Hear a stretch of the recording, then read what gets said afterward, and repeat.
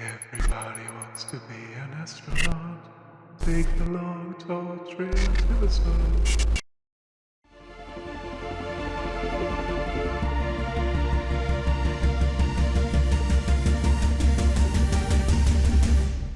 Hello everyone, welcome back to more for the Golden Path Internationals, being called sponsored by Unfussable Narrative. I'm your host and commentator, BlackShadow, and we are coming towards the end of the quarter-final round here for the competition. Just 2 games remaining, the last few spots available being fought for.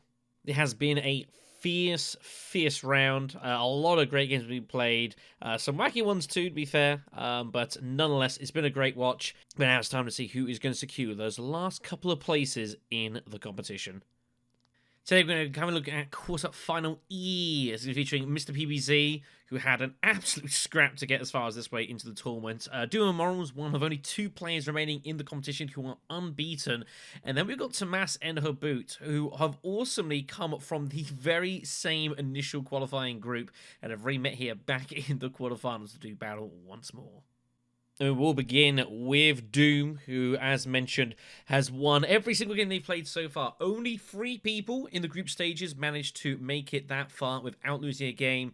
And the only other one still going in the competition is iPamster, who is 6 from 6, which is absolutely insane and has already booked his place into the semi-finals. As mentioned previously with Doom, had obviously a very strong group stages and against pretty good opposition, to be fair, as well. Again, getting the 4 wins, 3 of those with the Beast Bar, but also having one with Ekaz. So showing that he is willing to change up if need be, but definitely likes to get a presence on the battlefield. This is followed up with his 5th win in a row in round of 14 match H in an absolutely nail-biting finish with Nail Dragira and Wade Barbarich with Tesia Vernius. So Doom definitely is going to walk into this game as one of the men to beat. Probably for the competition, one of the players that feels that he probably got the whole way, but it's the quarterfinals now, and at this point, anything can happen. And sometimes coming in with that level of kind of, the success that you've had going behind you can be a bit of a problem. And that can mean players will be a bit more wary of what you're doing and might decide to kind of not let you get away with so much stuff. So it kind of is double-edged here. But Doom will definitely walk in this, they will believe, as favourite. But it will not be going all his way, however. Mr. PBZ, also known as madpatz, came second in Group N. This is the group that was won by Valen.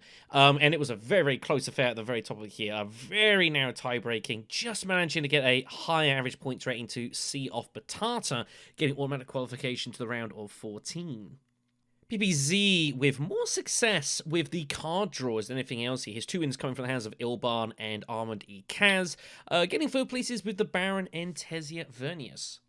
But managing to secure victory with the Baron in round of 14 match B in a kind of crazy match, really. We did record it, and it's a fascinating watch. You should definitely go look at it, with Lannister and Sorcanso, who basically kind of ended up going to war with each other and kind of knocking themselves out of the competition. It was a pretty dramatic game, even if the last round was kind of weird, but it was a fascinating watch nonetheless. So PBZ comes into this, I think, feeling pretty good about themselves. I think they'll be very happy to have gotten as far as well as they've done. PBZ's had a pretty good event. Whether they think they can keep it going, however, I don't know. It's really, at this point, you've got to take it a game at a time. Again, reminder, only the winners of these matches go through, as well as 7 of the best 9 second places. And then we get to both Habboot and Tomas, who were in Group I. It's always cool to have these later competition rounds where people from the same group meet up again. I think it's super awesome. We'll start off with Habboot first, who only barely held on to the top of Group I, a razor-thin finish to this group, but although all 5 of the top players did manage to go through at least 2 of the wildcards, if not better. Habboot getting wins with the Beast Raban and Hundro, 2nd place of Hundro, as well as a 4th place finish with Yuna in a very tight game, still scoring 9 points. I was a little bit unlucky to have got there, but again, a decent average points rating, managing to just squeeze them ahead of JC Phoenix, and importantly of Tomas as well, who unfortunately lost out in the average points to have to fight through the wildcards. Habboot did qualify through match L in the round of 14, though losing out to Dima on the Chalmurky tiebreaker, but still a very strong performance of the Baron, managing to see him through to this round here. And I reckon they'll be fairly confident coming into this game. Habboot is a very capable player. And obviously, I think we'll recognize, I think, a lot of the dangers that are going to approach into this game. And obviously, there's some very, very good players at this point here. But Habboot strikes me as a very resourceful individual who can probably make a little bit of something out of nothing here. And I do think this is going to be a very gritty game. I don't think this is going to be a simple one at all. I think this could go long. I think this could get complicated. And I think it'll be an interesting fight nonetheless here. But I think Habboot will reckon he's got enough to, if not win this match, then come through as a very strong second place and try and get his way to the semi-finals. Tomas had to fight his way through the additional wildcard round, however, again, coming the wrong side of the wildcard qualification, but still managing to get through nonetheless here, and still had a pretty good group stage for that matter. Tomas, arguably, maybe a little bit more consistent. Started off the group stages not very good, actually, with third places of Helena and Ilban, but coming back with wins at the end of the groups with Lido and Tesia in order to book their place into the wildcards, and again, only narrowly missing out on qualification automatically. If you are interested, Tomas and Habboot played against each other 3 times in the group stages, by the way, and Tomas technically leading the count 2-1, although, to be fair, they both won 1 match, and the third one in week 3, they both ended up at 9 points, losing to JC Phoenix and Morgan. So, honours, I think, are pretty even between the two, and there's definitely not going to be any bad blood about that at all, but the fact they've played several games against each other in the competition means that they'll probably have a bit of an idea of what to expect from the other player. That could be a factor in this one. So Tomas did have to fight his way through the wildcards. He did a very close fought wildcard P. An 11-point victory with Tesia against Stephen Honeyboss, both scoring 9, and then getting through the round of 14, securing second place in match I, which was won by Bale. So this is the only quarterfinal game where everyone that was in it either got first or second in the round of 14. There's no faster losers in this one. It's the only one like this in the entire round. So everyone has got here pretty much by right and will want to stake their claim here. I think this will be a bit of a tight fight, though, for Tomas here. I think kind of similar to Habboot. I think can be pretty resourceful, but I think this could be a pretty tough game for him. So as for who I think is going to make it through to the semi-finals, Doom definitely comes into this with the pedigree and the record for the competition, and he will come into this as favourite, and I think that's totally reasonable. But this is going to be a very, very, as I said, very gritty game, this, I think. I think this could go pretty long. I think we could see 7 rounds, 8 rounds, maybe even more. I mean, you never know sometimes. Depends how the scoring goes, if a lot of points come in, if the combats come in. If Doom is able to, like, try and boss a lot of the combats, then he'll definitely, I think, make a good charge here. But, I mean, maybe the game won't let it happen, and the players probably will also not let that happen either. So, you're going to think Doom's favourite coming in, but I do reckon Habboot will either win it or get second place to Doom, I would imagine. But this is a very hard game to predict, and I'm very looking forward to commentating this one. It should be wild, but I have a funny feeling you guys might want to get comfortable for this. It could be a long one. Alright, we're getting ourselves ready for the match here. Being joined commentary once again by Mr. Dreizo. Hello again. Hello, hello.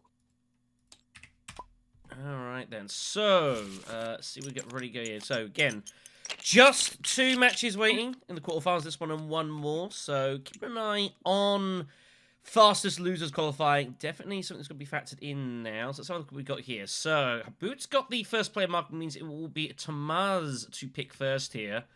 And interesting kind of row. I kind of like this, actually. Liet Kynes obviously stands out here as the biggest opening card here. Looking very, very attractive. Some Fremen cards go as well. Fadakin, Chris Knife as well. Like, Liet Kynes and Chris Knife could be a real fun combination. Rakete obviously going with that. But we got the Imperial Spy, which is always a solid enough card. And Rakatru as well. So not a standout sort of row, but there's kind of a lot of little bits going on here. Tech-wise, we've got Restricted Ordnance for later on in the game, which I think could get some use here. Disposal Facility for helping to trash your deck. That with Liet Kynes looks to be a very potent combination. And Invasion Ships, which is going to get used probably for a lot of shipping. Obviously, a lot of troops as well. So, kind of a little something going on. Not the most remarkable of rows and techs I've ever seen in my life, but it's kind of one of the ones I think this is more the sum of its parts sort of thing, rather than the actual parts itself. Looking as leaders-wise, Baron but no Tesia is noticeable. There's no Lido, no Hundro, but Yuna's there. Both Helena and Kaz are both present, though, and it actually doesn't look I don't think this is a bad row for either Helena or Kaz, to be fair. So I don't hate it. I think because Disposal's up there, I would prioritize Helena a little bit more. Helena looks very, very tasty here. There's definitely no question about that. The other option is my personal favorite, go for Elban. You cycle your Liet Kynes quicker, you got a disposal facility up there early. So once again, and this is becoming a bit of a trend of these quarterfinals, we see a Baron pick in fourth position as much as kind of a denial for later on down the line. We've seen this several times now, which is always interesting. To be fair, he's done pretty well, given the game that we commentated, the last game, which was yesterday for context, which I still don't believe quite happened, but apparently it did. Helena picked in third, sorry. I think another great thing to think about is because there is an Ekaz and a Helena and a Liet up there. You go Baron fourth, you have a good chance that the person behind you opts to go deck building instead of shipping. Which is possible. It might give you some extra space on that. That's true. So Doom up next. I've got a feeling Doom's going Beast here. I don't know why. I just feel like Doom's going to go pretty aggressive on this board. It's not a bad board for Beast either, I don't think. There's a lot of loose swords. Some good cards. Recruiter, I think, is an underrated card with Beast. Coupling that with your ring can make you, like, in the mid-game, can really give you a lot of potency if those points come out. I think that could be really dangerous, but, it's all got to be in moderation here. Might also go, like, Ilban or something like that, but I have a feeling he's going to go Beast. If I had to make a call. Yeah, knowing Doom's playstyle, Beast seems like the choice he would go for. And then it's going to be an interesting choice to see what Habboot takes in first position, if that is the case there. I mean, Ilban, I don't hate early up. I think that's fine. Maybe Yuna, but I've never been a big fan of Yuna in first position. I think it's a little awkward. Because, like, the water loss really hurts and kind of limits your options a little bit. Because you don't know who's going to be picked in second. If you got, like, a Baron or a Tesia in second position and Yuna in first, like, they can hardy warriors regardless of what you do. And sometimes you've really got to block that. So, but Doom thinking about this plenty. It's a big option. Again, reminder, of course, winners are guaranteed to go through 7 of the best 9 second places. And currently, the bottom 2 of that are Roma with 9 points for Spice, Twist Pickle from yesterday's game with 8 points and 11 Spice. So that will be factoring into calculations here, I can assure you. Gonna go Ilban? Does go Ilban. I figured that was plan B. I don't hate Ilban here. I think he's thinking he's going to use his ring and double smuggle and get hold of his Swordmaster right away. It looks like that's going to be the plan. Maybe even smuggle and, like, Mentat to try and get on a Leer if he needs to or something like that. Getting on a 5 persuasion in the first hand is not easy. It could also be a Haga Basin into a disposal nice and early for Ilban. Could be. I wouldn't hate that. I imagine it's going to be Beast then for Habboot, and it definitely is. So here we go then. A lot of aggressive leaders here. Beast, Baron, Helena can definitely get her toes wet, and as can Ilban as well. All these leaders can really go to war here, so let's see how we go here. And I imagine Tomas looks like he's going to go for the normal 2. I still don't know whether taking Fremen is right in fourth position when Beast is out there. I really think that's a bit of a trouble, because Beast would love to fight for that. But, I think the Fremen bump, you can definitely change it around a bit in fourth position if you're taking Baron. I think spacing is kind of automatic. I don't see how you don't take spacing, but... Alright, here we go. Sorry. I think based on the leaders this game, like, Beast is likely going to want to prioritize shipping. I wouldn't be surprised if I see them essentially feed full space to madpatz for the majority of the game. I don't see why Habboot would try to contest full space when he has a Beast sitting behind him. Yeah, well, that's going to be an action driver here. Victory point on the early conflict here. What a second place here. That might influence things. But Beast has drawn hideously.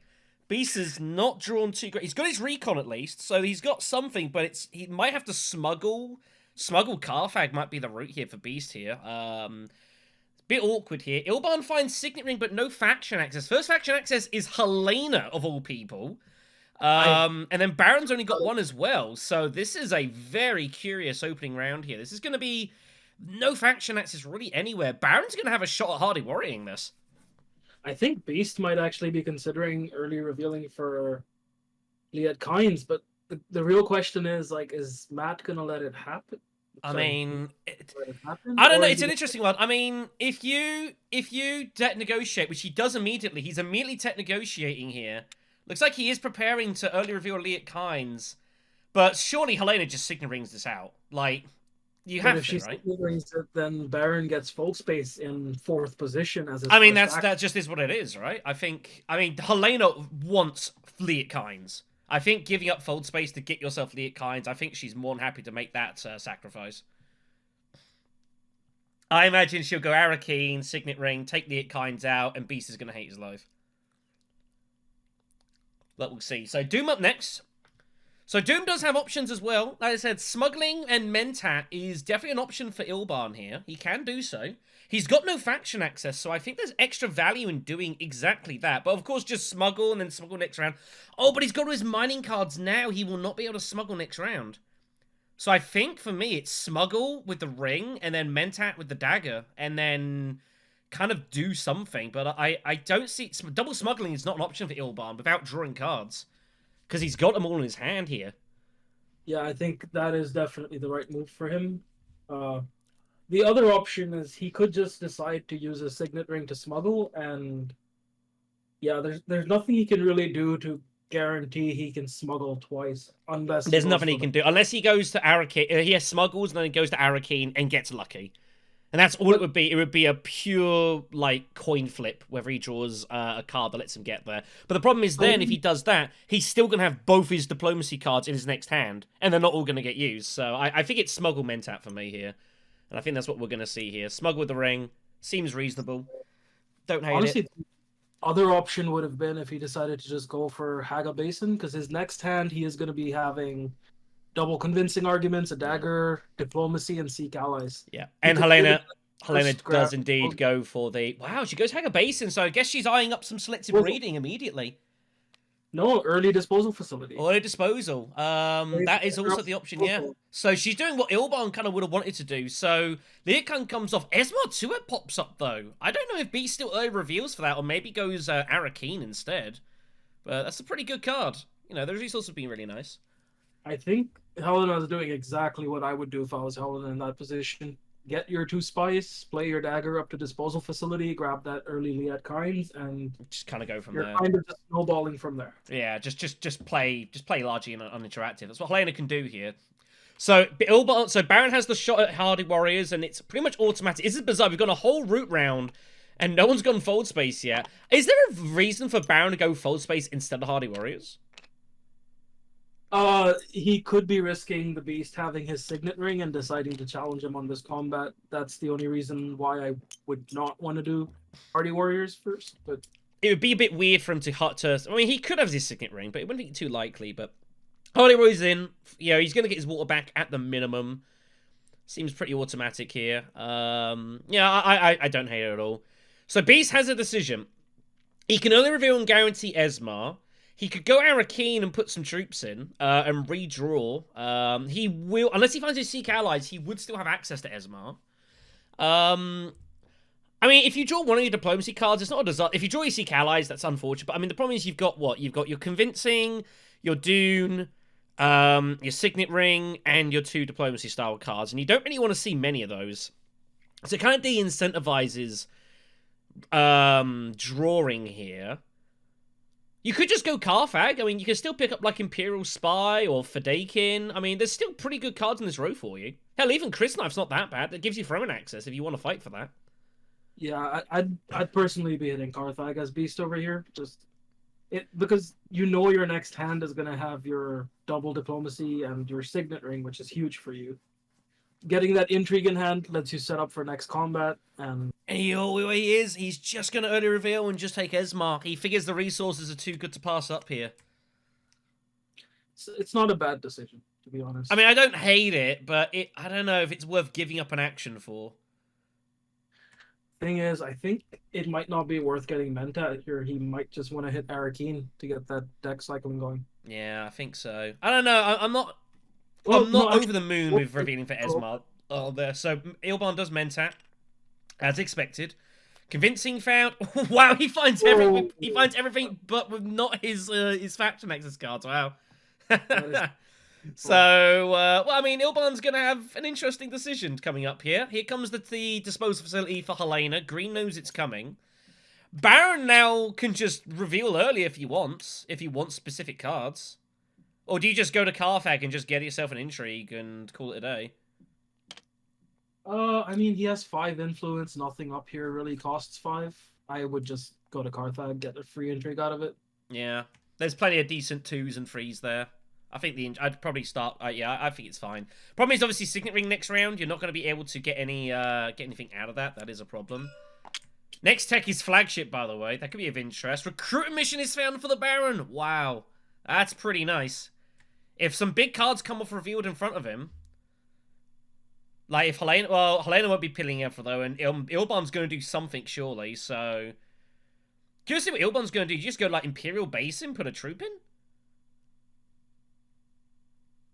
I would personally hit Arakeen. I see no reason not to cycle. The problem is he doesn't want to see any of his diplomacy cards.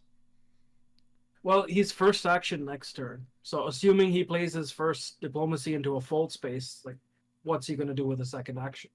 I don't know. I mean, he's hoping to smuggle. Well, I mean, he's drawn so many cards. He's maybe partly up. This is the problem now. He's got to decide what he wants here. If he draws into another hand and he finds a smuggling card, is he smuggling? I don't think he is now because he's already paid for Mentat. So it looks like he's going to go Arakeen. He's going to sample, see what he gets here. So he's going to have a Dickers. Would it be his diplomacy? Seek allies, maybe? The only other card is convincing. They're the 3 that he's got to draw from. There's one he wants to see and there's one he really doesn't want to see. Well, he finds his convincing argument. Wow, that is monstrous. Good grief. That is nuts. Honestly, if I was Baron, I would not be opposed to playing the put cards on top of your deck reveal card immediately. Just I mean, just like so many options there. Imperial Spy. I mean, I don't hate it, but the problem is you're kind of sampling though. I don't think he's going to. I think he's going to wait for something bigger. Pick up Guild Admin. War Peddler turns up here for some extra water if he wants it. It's kind of hard to turn that down first round. He's deciding between that and Imperial Spy. Between that and Imperial Spy. I mean, he can get both if he wanted to. Recruit Mission gives him the +1 persuasion, so he could get both if he wanted. And I don't hate that. You know, put Imperial Spy on top. I mean, but the problem is all your diplomacy cards are coming, so... Wow. And Shifting Lead just turns up here. Oh my goodness. And Ilban's going to just roll right into that, and he'll say, thank you very much. Huge find for Ilban here. Everyone having a good look at everyone's discard piles. It has begun.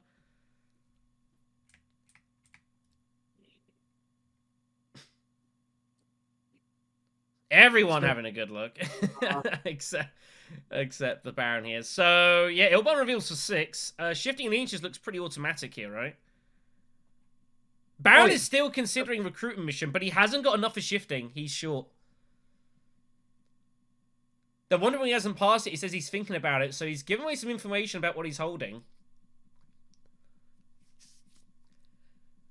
But he can't get shifting. Like, if he could, like, you would just automatically get it, but he's short. He's one short here. Oh, I don't think he has enough persuasion, though. He's got 3. Top deck the Guild Administrator, because it lets him just start deck thinning immediately. And he's going to and use that to do the I think there could be a question here. I'm wondering if he can do that, but I think he can do that after the fact. Oh yeah, blood cards can be played at any point, and you may put cards you acquire. It's not restricted. Does take the Spy. I don't know if I want to put that on top. I don't think I would. I think given your diplomacy cards are coming, I don't think I'd be taking that on top this time round. That's just me. Faction access is very limited on this row again. Like, it's very similar to yesterday's game where the Baron in 4th position. It is, but Shifting Allegiances is going to be in existence, so that isn't quite the same. It's not going to have as easy run of it as he would have done normally. So Ilban's going to reveal for 6. Shifting Allegiances is surely going to be taken here. What else does he find here for free? Actually comes off the row. He can't buy it. Liaison? I would go for the Death Commando. Get your deck thinned. And that's the other option. I think it's either Liaison or Death Commando, depending on how you see it. He does go for the Death Commando, so he's going to try and get some trashing out of that. Nothing to be done here, of course. No intrigues in play, so water for Ilban. Baron takes the opening skirmish point, which he'll be pretty happy with, given the fact that he was in 4th position. And we're going to move on here. So, what does Ilban draw? It is Sort Through the Chaos. It is the Mentat Combat. Let's see what Ilban finds. You don't need to shuffle it that many times. Well, he finds his Vidaken immediately, which I don't think he wanted. He's found his Signet Ring again. Wow, this is a little awkward here for Ilban, I would fear. He's drawn all his cards now. I think he wanted to keep some of these for later on, but he's drawn them immediately. His next hand is not going to be too good. Well, you can Verdaken the Dagger, play your Signet to the Mentat, and then use your Diplomacy or your Seek Allies for a faction spot. Yeah, no one's going to be able... If he does cash in at Smuggling, no one's going to be able to get in the way of his Mentat. Beast could. Beast could get in the way if he wanted to. And if Beast is targeting trying to get something out of this conflict, like him doing Mentat, I wouldn't even hate with his Signet Ring. I don't think that's that bad a move. You got both your Diplomacies. And, like, I don't think both Ilban and Baron are going to Fremen before you do. I think you're going to get one of the spaces, so I don't even hate going Mentat here as Beast. The thing is, everybody knows that No. basically everyone else has faction access this turn because of how little of it was used last turn. But Ilban figures he's got to get fold space here. He can't let that go down the row. So, fold space it is. Helena's up. Diplomacy, about the only sort of standout card she's got. She does have her disposal facility, so of course she's going to have interest in trying to pick up 6 Persuasion. So does she go Imperial Basin and Selective Breeding? You're getting 1 trash minimum, and you'd think you've not got terrible odds of finding 6 Persuasion again and retrashing here. Like, does Helena just go all in on this strategy? I think that's the right call. You get faction bump, you get the 2 spice, you're trashing, you're deck thinning. Maybe trashing twice, potentially, if you're lucky. Treachery's on the row as well, which is really, really tempting. And you think you've got... If you get to 6, you're trashing and getting Treachery. They're looking at it. They're definitely having a think about it. I think that's the move. And I think that's what we're seeing here. Yeah, they're going for it. No, they're going to smuggle. Well, this is bad for the Baron because he has a Signet Ring in hand. Yeah, I mean, they're thinking they got to block the Signet Ring for Baron. Maybe that's what's influencing this, but I don't know if that's worth just like Imperial Basin and Selective Breeding. I think that's the move for me, especially the dagger in your draw pile in the discard there. Like, I'm not often a fan of Selective Breeding that early, but I think given Helena's specific setup, there was a lot of value in going for it. If you hit well, like that's a massive, massive draw. But maybe she figures she wants to get some Fremen cards before she starts doing a lot of drawing. Obviously, try and maximize Liat Kynes. Maybe that's what's going on here. Yeah, but thinning your deck out early is always a good idea. Especially with the Liat Kynes. Like... Oh, definitely. Like, I've done that before, like in a couple of Beast games. I've trashed early, and it can be really good here. So Baron takes it instead. Guild Admin, he's going to trash his Peddler, which gives him access to Great Flat if he wants it. If Ilban wants it, he's going to have to get it now, but I don't think he's taking it, so I think Baron's going to get a ton of Persuasion here. A ton of Spice in a moment. I don't see how that's going to be opposed here. Puts a troop in while he's at it. Back to Beast here. So, no money taken by anyone. Ilban didn't go for the cash, so Mentat's not an option here, so... Steel Suits? I think Steel Suits, knowing you've got your ring behind and that you're going to be last to act, like, I think that might just ward off people anyways getting involved. Is Ilban going... how often is Ilban going Hardy Warriors here? I don't think he goes Hardy Warriors. Ever. No, I don't think so either. So, I think for me, it's Steel Suits for Beast. Get the troops in, get a Persuasion... You've got your ring, and that kind of, and you're going last, no one can go for, there's no intrigues out there, and they know you've got your ring, so I think having your Signet Ring, you don't even have to use it, that's going to be enough of a ward off here. I don't think Ilban's going Hardy Warriors often enough, and I don't see how Baron's going Hardy Warriors here. Doesn't make a lot of sense. Basically, if you go Steel Suits, I don't think he goes Hardy Warriors because he wants to get in front of you for Great Flat. He does not want you getting that Spice. So I think Steel Suits for me here. What? Goes Wealth. Interesting. That is not what I was expecting. Is he still looking to Mentat here? With his Signet Ring, perhaps? That's the only thing I can think. He's going Wealth to go Mentat. The only thing that makes any sense. Which I don't hate.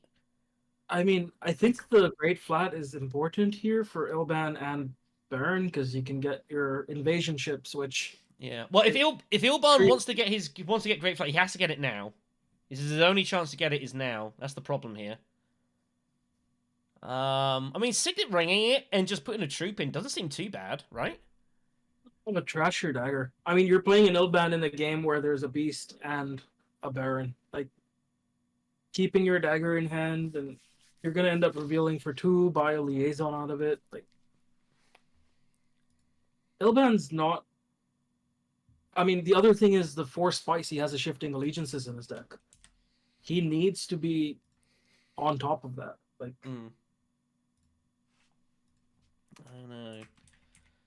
I see no reason to play the Signet Ring, which gives you a Solari, over the Death Commando, which trashes a card. Especially, like, early in the game, you trash a bad card, you're not seeing it again. You know? Yeah, no, I can... Yeah, exactly. I mean, I guess so. So, choice here for Doom. He's thinking it through. Doom has definitely made a point throughout the tournament. Like, he's having to take some time in some of these spots here. Consider his options. We've had a couple of these. That's fine. There is no time limit. And it's quite a big early decision, this, I reckon. Like, what he does here is going to definitely affect the course of this game. This is not a casual, easy, instant choice. He has a few options ahead of him. But if you're not going Great Flat, what are you doing here? Other than, like, that's the problem. If you're not going Great Flat, what are you doing? I guess is the issue. Unless you are going to go Hardy Warriors and throw it in, which you could do, but it's not ideal. And the problem is, again, he wanted Faderkin to come later in his hand here. The fact he's drawn it instantly is a bit awkward. But it is what it is here, so it will be Great Flat by the looks of it. Not letting letting the Baron have that, getting in the way there. Dagger will go. Oh, but he's not sending any in. I mean, I think he should put a troop in here, yeah, 100%. Yeah, at least the one to get the Solari out of He's it. got to get the couple of coins, yeah, no, I agree. I think he should put something in here. But maybe he's holding on for next round, thinking, well, if it's a combat VP, I'll just go in on that instead. Because he doesn't really know how people are going to commit here. It's kind of a weird conflict. Maybe he figures no one's really going in here, so Helena's going to Diplomacy here. Is she going Hardy Warriors? She doesn't have the water. Oh, no, she doesn't. My apologies. No, I didn't see it. So Steel Suited is instead then. So one will go in minimum. I don't hate putting in 2 here. It kind of forces Baron's hand a little bit. So just the one. Everyone on the table is sitting there thinking Beast is going to commit and win this combat anyway. Well, yeah, I mean, I think so. Unless Baron decides he's going to Hardy Warriors this, like, and even then, it's like a fair amount of the time Beast can win this if he wants to. Although he would have to go to Carthage. Like, Baron knows if he was to Hardy Warriors, like, he's in front. Beast has no daggers in hand currently. I think Hardy Warriors is the right call, but I would just garrison the troops. I wouldn't even put them in. Yeah, it's not a great combat to go in and on. If there's a victory point, I think it's a lot more clear cut, but it's not. Thing is, Baron has 4 priority cards in a deck of 6, 7, 11 cards. So he can actually benefit from getting the Mentat. Like, the odds of him drawing a hand where he can't use 3 actions is... That's the issue. That is the issue here. He's got a few decent cards here, so... I mean, I don't hate Hardy Warriors. It also means you're just getting in front of that Throne Alliance, and I think that's what we're seeing. He does go for it. He's going in here, and he figures, well, I'm good. Unless Beast finds a combat intrigue at Carthage, like, I'm good here, and I'm happy to take that chance. And even then, is Beast going to really take that away from me? I don't necessarily think so. So Baron does go all in here. Beast has an option. I still don't entirely hate Beast mentatting here. But he might not want to do so because he obviously wants to not draw his cards here. What else has Beast got here, though? Like, just Signet to Carthage. Yeah, I guess. I I mean, mean, I don't really see that's not a this. terrible idea because the other thing is he does have the spacing card in his discard that reveals for 2 spice, 2 Solari. He has Esmar 2ek, yes, exactly, which might be of some interest, but I don't think he's going to commit that heavily for it. And I'm trying to look. The only thing he's got like is secrets, and I don't really like secrets here enough. So I think Carfag, and who knows, he might find something he might decide to use. Let's see what happens. Well, I tell you what, that's not bad. That is not bad at all here. I would be tempted just to use it to just secrets now and call it a day. Get that extra intrigue going, get that bump. I would be tempted. I'm not gonna lie. I entirely agree with that. Just get it out of the way now. People hold on to that card for too long. Yeah, and then you start, as we found in the last game, you hold on to it, and then you struggle to find a use for it because people keep grabbing Mentat. So maybe just get it done, take the extra action, use the diplomacy. Another bump. It's a bump. It's an intrigue. Like, yeah, I don't think you need to be too clever here with calculator. Like, I've had games I have in the tournament where like I kind of ambushed a calculator hire out of nowhere, but you don't have to always be that clever about it. Sometimes just getting it in is fine. Ilban grabs the liaison. Helena's going to reveal for free. It's not a great hero here. He's trying. Scout is there. Assassination mission. Assassination mission has some extra value as Helena with disposal facility. The thing is, revealing 6 influence before you have a high console with assassination mission is extremely It's not easy. That's a lot of card draw, but she does go for it. Oh, and she finds in the shadows, so that will she'll feel a lot happy about that decision. That gets taken right away. Sea Reverend Mother turns up in the row as well. Another good Fremen card here. I don't think Beast plays calculated higher anymore. The Reverend Mother is just very important. Yeah, it's a pretty good card. If it hadn't turned up, I probably would have agreed, but I don't think so. Beast reveals for free, and he's not going to buy anything. I would have been tempted to at least grab like a liaison and called it a day. No, he's taking full advantage of the fact that there's minimal faction access here. Well, hence tempted. Hence tempted. Yeah. Because realistically, I don't see Beast getting Spiceless Flows this game. Yeah. Or Baron, sorry, not Beast. Be surprised that Baron's not buying here. I don't know. It's an interesting spot for Beast. I mean, like Caesar and Mother is a good card. It's definitely a good card for him, but he doesn't have any Fremen Bond to run off the reveals here. But he's happy to save the calculated hire and grab it. He'll go with that. Gets a bit of trashy on the side as well. It's not a bad card at all. Don't hate it. It's pretty fun. And maybe there's a spot where that gives Beast a chance, like late game, to pivot to like a Spice Muscle if he has to. Like if it goes 8 rounds, going in on the 7th, the 8th, you can just pivot into that and just try and buy some Spice of Flows and call it a day. We'll see. Nothing to be played here. So Tomas wins the combat, gets his Mentat. Intriguing 2 Solari for the Beast. Oh, Baron finds ambush. That's pretty good. He'll be happy with that. And ooh, that's nice. Treachery in the row. That is very exciting as Beast. Very exciting. I think they're waiting on each other to hit Maker's Recall.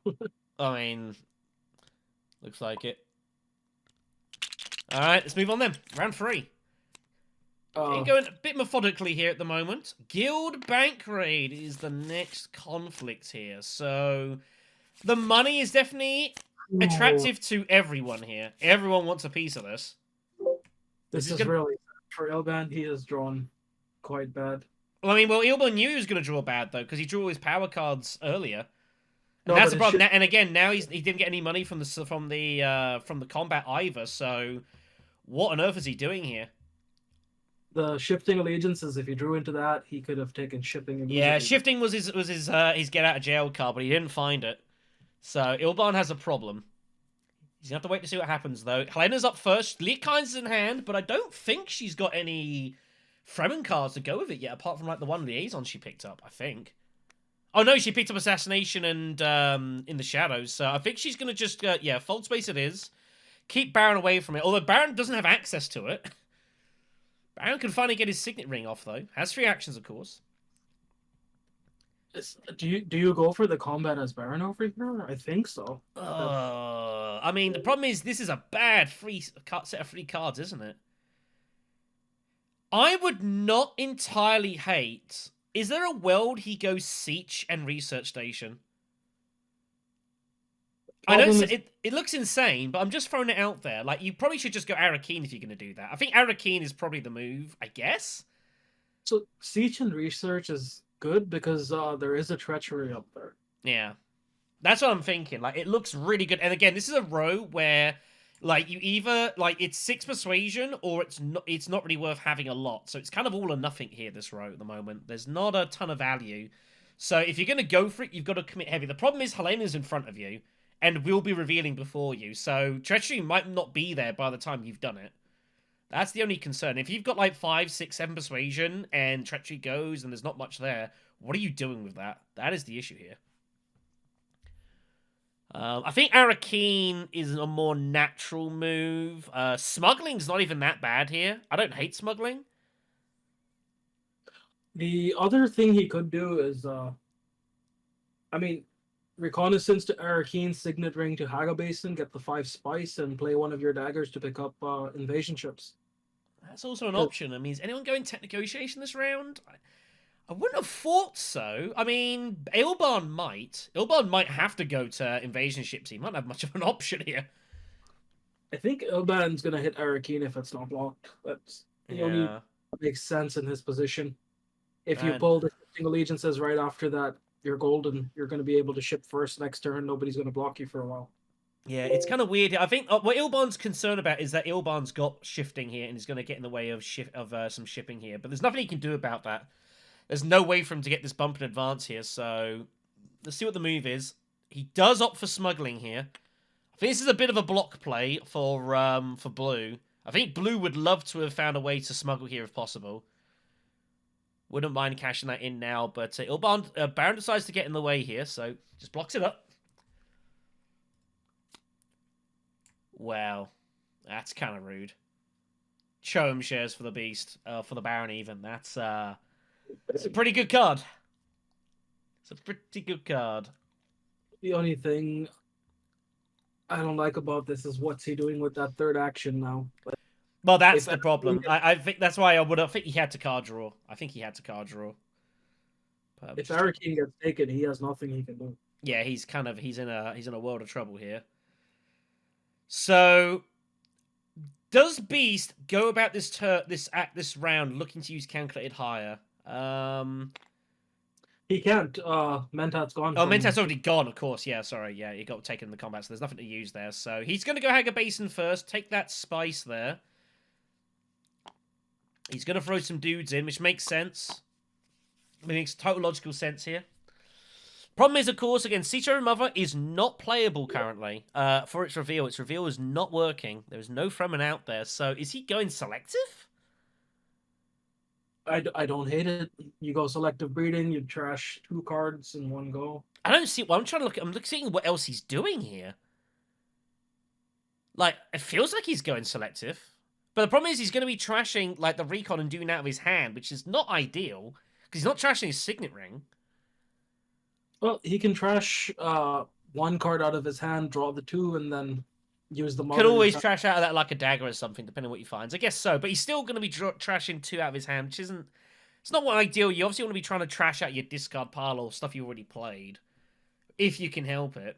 But I think with Charisma in hand, like... I don't know, the problem is he with Charisma, he can get hold of Treachery without trashing. So maybe he's just going to go...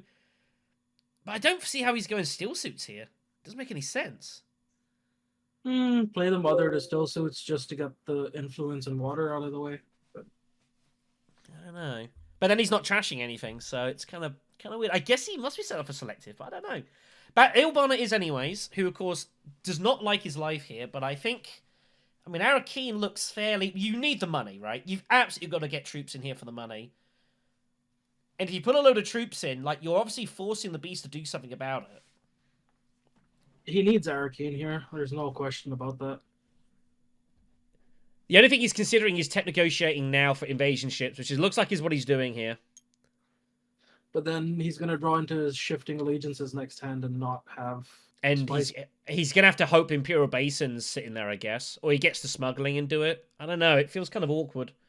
But it looks like, I mean... he reckons someone else could go tech negotiation and block him. And he figures Arakin's going to sit there for now. No one else is going there now. So, invasion ships it is. Ilban's going to be pretty heavily stacked here. I guess he's probably considering maybe if he hits Arakin, he draws into shifting allegiances, which if he plays it, he's going to reveal for 5, so that doesn't give him the flexibility of treachery. But if he buys this tech tile, he already has 6 in hand, so he's free to play either his Dune or his reconnaissance. Still reveal for treachery. We'll see. Well, he's made his choice here. He's completely resourceless, which is never a good place to be here. So we move on here. So players taking their time here, which is fine. You know, we've had some games that have absolutely flown by. Players are thinking it through. So Helena is up. She does have 6 persuasion. Is there a call for just revealing, taking treachery, and trashing one of your dunes?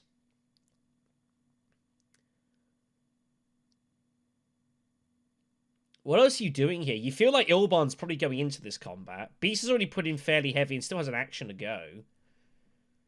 I think you just early reveal as Helena. You've got 6 up treachery. You can trash one of the dunes. Trash the dune, yeah. I'm trying to see what else there is. But it's like you've only got mining cards, or you're going to use Liet to do what? Hardy Warriors? Steel Suits? I don't think going to a city makes a lot of sense. They're having a think about it. I mean, Steel Suits is not the worst move in the world. Yeah, use the other 4 to just buy 2 more liaisons. It's not that bad either. Yeah, that's the alternative, you know. But I mean, she hasn't got any other framing cards. Remember, she got hold of Assassination Mission and In the Shadows, so she's also got to be a little bit concerned as well. Like, her deck is starting to get a little chunky if she's not careful. Obviously, you know, Disposal will help with that. But yeah, I mean, I feel like just revealing, taking treachery and trashing a Dune, like, it doesn't feel like it's bad. The only problem is at this point, he's not really added any ferments to his deck. Like, No, Liet Kynes is just a 2 persuasion card here. And that is an issue. So maybe using Liet to Steel Suit to just grab 2 liaisons, like, also doesn't feel bad. And that's what we do see here. I don't think they're going Hardy Warriors. That seems kind of insane. No, it is Steel Suits. Put a troop in, I guess. Try and pick up a couple of coins. This is fine. If you're going in specifically the idea to take 2 liaisons, like, this is fine. Maybe even there's a world she picks up the Chris Knife instead, but I think 2 liaisons makes the most logical sense here, you would imagine.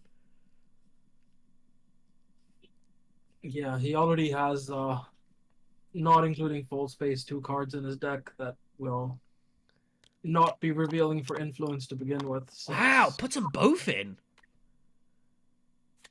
Wow, interesting. She's trying to encourage a limping from Ilban here? Huh. Oh, this is painful for Baron. Baron Arakin's it, finds his Doom card, which is not what he was looking for. That's a bad find. He does put in a troop as well here, and I told you, people are going to get involved in... I don't know if I like Helena going in for with both troops. I guess she was concerned about Baron, I guess, specifically.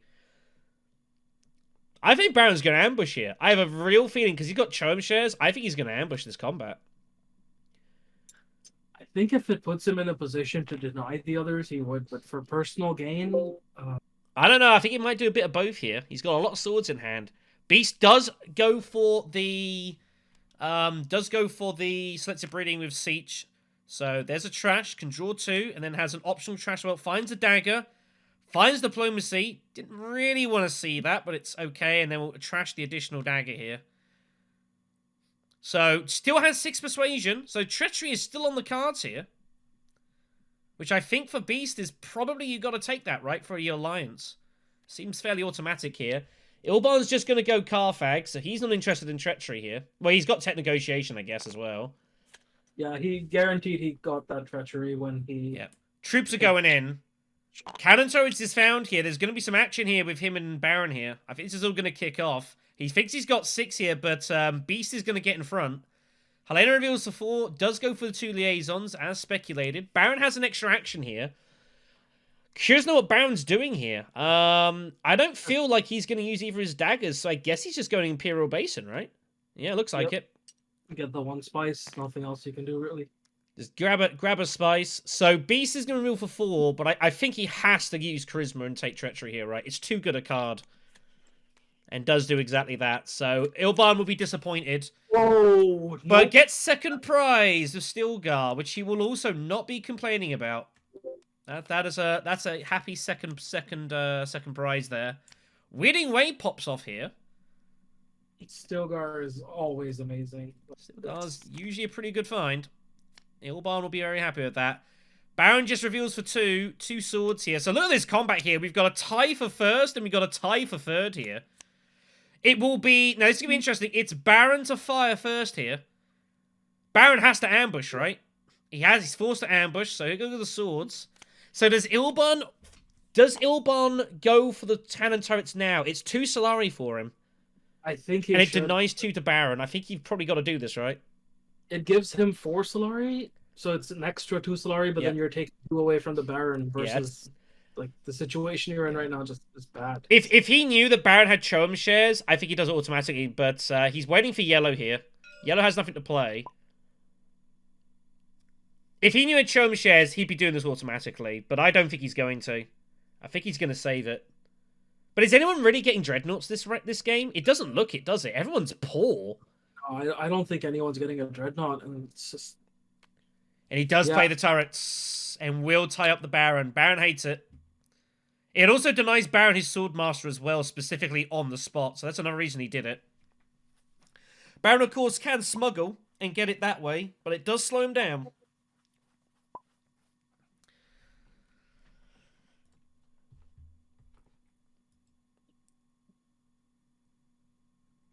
Habboot's saying wait here. I think he's trying to make it look like he's...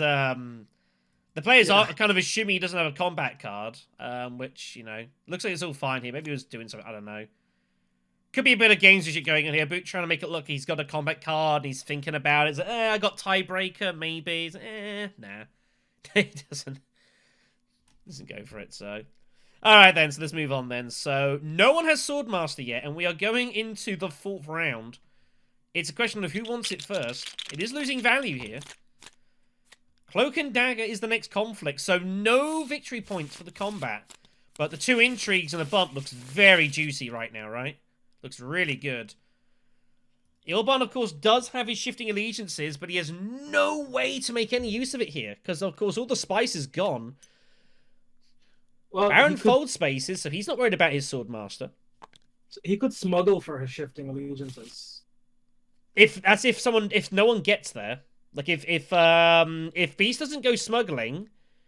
I don't know. I don't hate Beast just smuggling Swordmaster here. Like, I'm knowing that Ilban has his shifting. You know that if you do that, you completely cut it out. And it's... I mean, Ilban could still do it anyways with his invasion ships. Which he might consider doing. The row is kind of dead. It's kind of quiet here. But, I mean, Beast just going smuggle and, like, Swordmaster. I don't hate that. He's going to use Esmar here to do it, which I also don't hate. I think this is fine. Oh, I think he's... Wait, why is he discarding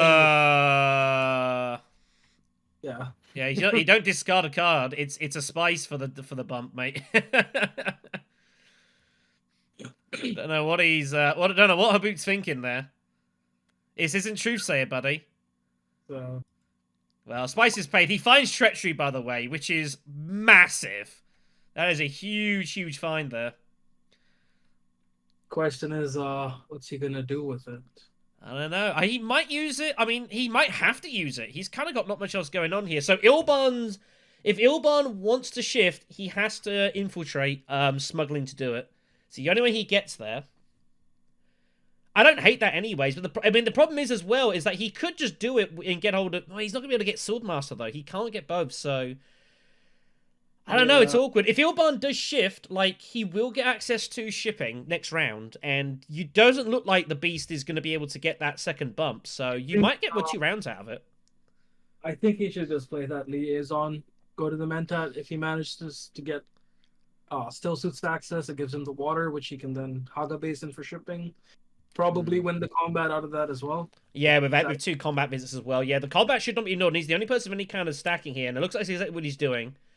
So he will Mentat. Going to try and find some access. Signet ring found. No faction access. Doesn't find it. Unfortunate. I think it was worth the punt, though.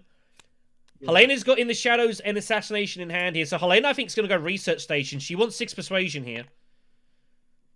And that's exactly what we see here. So immediate research station.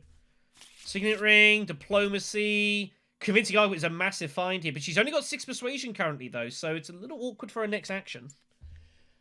Baron will interstellar shipping. Finally, after 4 rounds, someone's got there.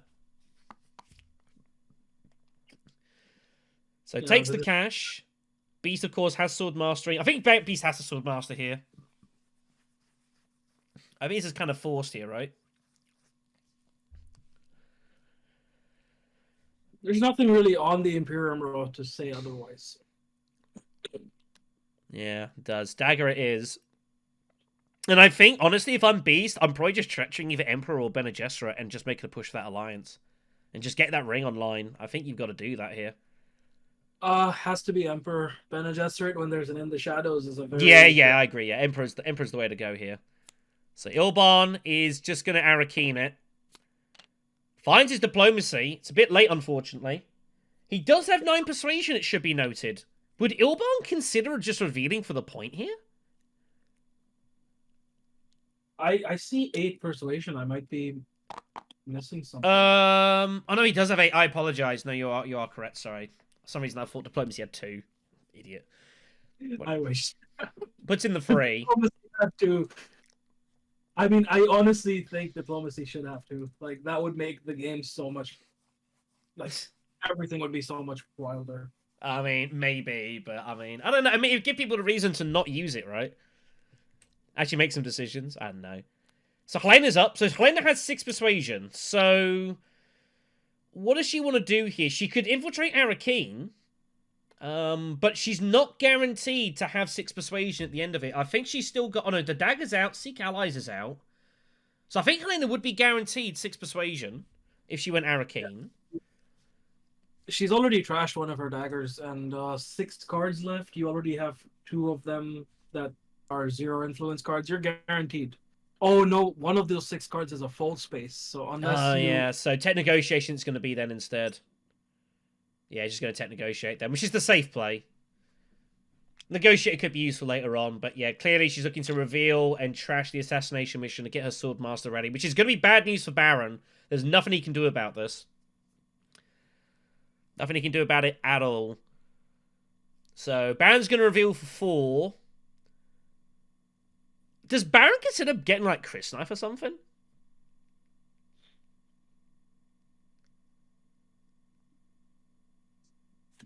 I'm unsure. Baron's been kind of reluctant to buy. Didn't buy last round, of course. Being picky about it. I don't know. I don't hate Chris Knife here. I think Chris Knife's actually not a bad card for the Baron. The extra Solari just helps make sure that you've always got options with your Signet Ring. It is true, but I don't think he has any Fremens in his deck. Maybe one Liaison that he's bought earlier. Well, he's got one now. So just Liaison it is. Back to Beast here. Yeah, I think for me, Beast just uses Treachery and gets it done. I don't see any reason... What else are you doing here? Going to Imperial Basin? I don't think that's worth it. I think getting that alliance pushed, and like if you push the Emperor here, like who is ever going to try and stop you from having that alliance? No one's ever taken that from me, I don't think, in this game. So I think wealth here is the move. He does go secrets instead. He goes the other way around, so he's going to dance danger with Helena here. Most interesting. Oh my god, he finds bypass protocol. He drew 2 intrigues. Oops. Whoopsie daisy. Yeah, he's accidentally drawn 2nd here, so that is unfortunate. I think you just have to show it to all the players. Yeah, that's what he's got to do here. Yeah. So that's what it was. It was double cross here, so... Well, no, has anything else been... Nothing else has been drawn, right? So we can just shuffle this in. We can just shuffle it. There we go. So, players will at least know it was double cross that was found, but yeah. Accidentally double clipping the sequence button, which was not the idea. Of course, treachery, of course, means 2 troops must go in once it's trashed, which is done on the spot. And we're going to move on. So, I think he's going to get a spice and intrigue at this as well. So, Beast's looking pretty nice there. Bypass protocols could be really good, although... if any big cards come off the row randomly, like off a Helena Signet Ring, like, he can pinch those with Bypass, and that's really strong. I think in a perfect world, he bypasses a Web of Power. That would be pretty sick. Don't think there's anything better that could... Or, actually, Boundless Ambition also exists. Boundless would be probably the absolute creme. That would be nasty. Ilban just goes Carfag. I think he's going to put an extra troop at least... Oh, he finds diversion. Oh. Well, good luck using that this game. He will not be happy to see that, will do. I don't agree with the Carthag move. I think he should have just hit still suits with the diplomacy. Like, yeah, I agree. I think he needs to start getting some faction bonds. When you've gone, let's see. So we are, and near the end of the 4th round, you have 1 faction bump. And if you want to do it for troops, just go steel suits and put them in anyway. Yeah, I do agree. I think I would have done so. And he desperately needs the water for that shifting allegiances. Like, he's not funding it right now. He's not feeding it anything. No, I completely agree. So, reveal of 6 for Hyena. She does, of course, reveal, and then Trash Assassination with Disposal Facility. So that gets her a Swordmaster. She goes to Chris Knife for some Fremen Bond stuff, and Spice Hunter comes off as well. This is not a bad card to have paired up with Liat Kynesbeller. The extra spice is better than it looks to me. That could be really useful. And, it's triangle access, which, if you are actually trying to ship, like, it's not bad. Yeah. Fremen Hunter has uses. It's not the worst card in the game. It's down there, but, like, it can have some uses here. But she's already got 2 liaisons, right? Do you really need to throw in that many more? Yeah, she's going to throw 1 more in for the level. But again, now the problem Hyena's got is her deck is going to start getting kind of large here. That means she's got 16 cards now, which is a lot. That's a bit of a worry for me here. She's got 4 liaisons now. The problem is that she's now risking at any point she could just draw a really brutal hand and not have a lot to do with it. I mean... It's Helena, so it's not as bad, but still. You are running the risk there. The thing I'm not understanding is there's a Holtzman engine up there. There's Great Flat's going to have 3+2 spice next turn. But nobody seems to have excitement over water. It's crazy, right? Absolutely crazy. So Beast reveals for 5. I don't hate Beast taking Weirding Way here. I think the 2 swords is not bad for you here. I also don't hate space travel with some intentions for like some highlinering in a couple of rounds or so. I think Spice Hunter, like faction access, nobody has it. Yeah, I agree. And you've got no progress with the Fremen. I think just having that access is going to be good for you here. In theory, Esmar's covering your spacing. I mean, it's interesting. Like, if you took space travel here, like you could legitimately challenge the Emperor Alliance, but he does go Weirding Way for some flexibility and some unorthodox play. I think the 2 swords also convince him as well. Sardaukar Legion turns on the row, which is a very nice looking card at the moment. Would not hate that. I love that on Ilban because you're hitting Mentat anyway. Might as well get 2 free troops. Yeah, so auto take for Ilban here. Second Spice Hunter comes up. They're both out there. Wow. Don't see that often. You could get it if you wanted, but decides not to, which I think makes logical sense. So, nothing to play here. So, Ilban takes the point. He will get access to shipping. And Beast gets a spice and the intrigue. Oh my god, Ilban's found guild authorization. Council authorization is also valid for him as well. Windfall for the Beast is bad. Authorization lets him steal the alliance before Baron can do anything about it next turn. Absolutely nothing Baron can do here. That is terrible news for the Baron. Terrible news for the Baron. Look at the amount of swords he drew. That's a lot of swords. And yeah, he could do it, and he could hold on. He could, like, go for this. This combat's on. Terrible purpose. It's a victory point. I think Ilban's going to have eyes on this. I think Ilban is going to be very interested in this combat here. Second place also looks pretty good at the moment. That Spice and Water looks very nice, considering everyone is kind of low on resources. We Beast up first, though. So what does Beast want to do? Does Beast calculate higher this round? I think so. I think Beast calculated higher here. 100%. His hand is very good for... Like, he has 3 good priority cards to get rid of. Yeah, and you could get more if you wanted. And it just denies everyone else is going to be really slow. It gives you so much action economy in this round. Like, although you're not doing too great with troop-wise, you've got A, your ring, B, intrigues, and C, you can have massive position advantage over everyone else. Well, I don't hate calculated higher here at all. I think that looks totally fine. I think he should actually hit secrets here, to be honest. I'm looking at secrets too. I think secrets of Sea Travel Mother is also fine. But I think calculated higher. I think I'd be playing immediately. But he's almost to be thinking he could play Windfall and use his dagger to get the Mentat and then trash it with Sea Travel Mother and save calculated higher for later. That's the other consideration. And then you'll get an extra card draw out of it to justify your extra actions, which is kind of what I was looking at Siege Revenmother to like selective breeding. But no, he's going to go completely different plan. He's just going to go straight to Carfag. I don't see why he's doing this. I think you should be cabinet action economy here. Finds reinforcements though, which is pretty good. So gets a decent intrigue out of it, but yeah, no, I agree. I think, and he's going to calculate higher now. He's going to calculate higher here instead. But yeah, I think secrets look pretty juicy, or even just windfalling with your dagger and taking Mentat that way. I also wouldn't have hated. But this is the way we're going to go. So Doom's got to decide right now: does he want to go for this combat here? If he does, he has to use Fold Space for shipping, because of course Fadakin and Stilgar are 3 swords each. If you could use Fadakin now to trash the card, though, which I also don't hate.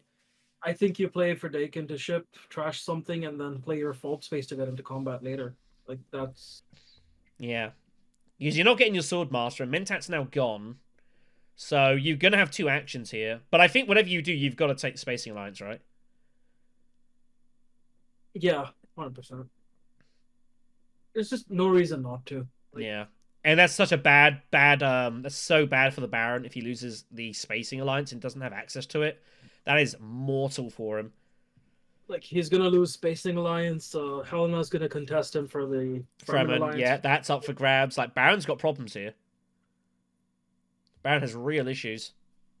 I actually think the right move for Helena here, once again, is just get the 2 spice at Imperial Base and then go selective breeding. I mean, I would agree, but surely she's going to go Swordmaster first. Like, she's surely getting in front of the Baron for Swordmaster. She's like, I don't see how she's going to let Baron have that.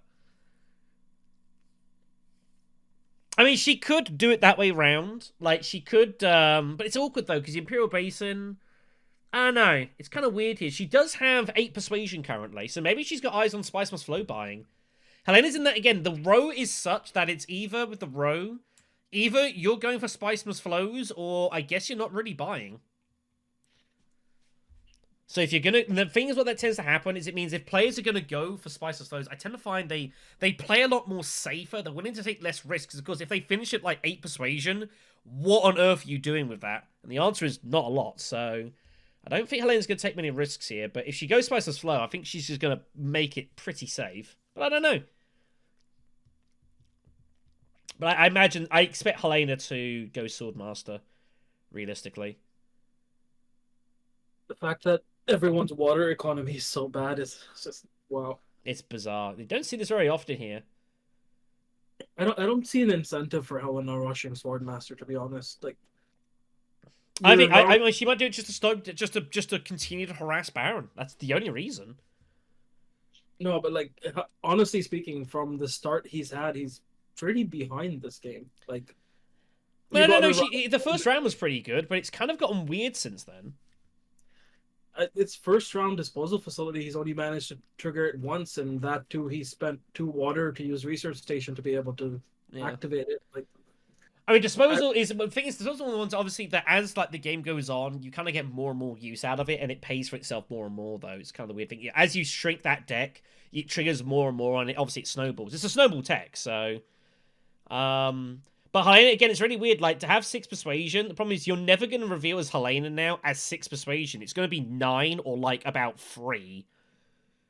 Because what you're doing, if you reveal with 6 Persuasion, like, you're just trashing a card. Like, the rest of that Persuasion is not really doing anything. Apart from maybe getting, like, a Spice Hunter.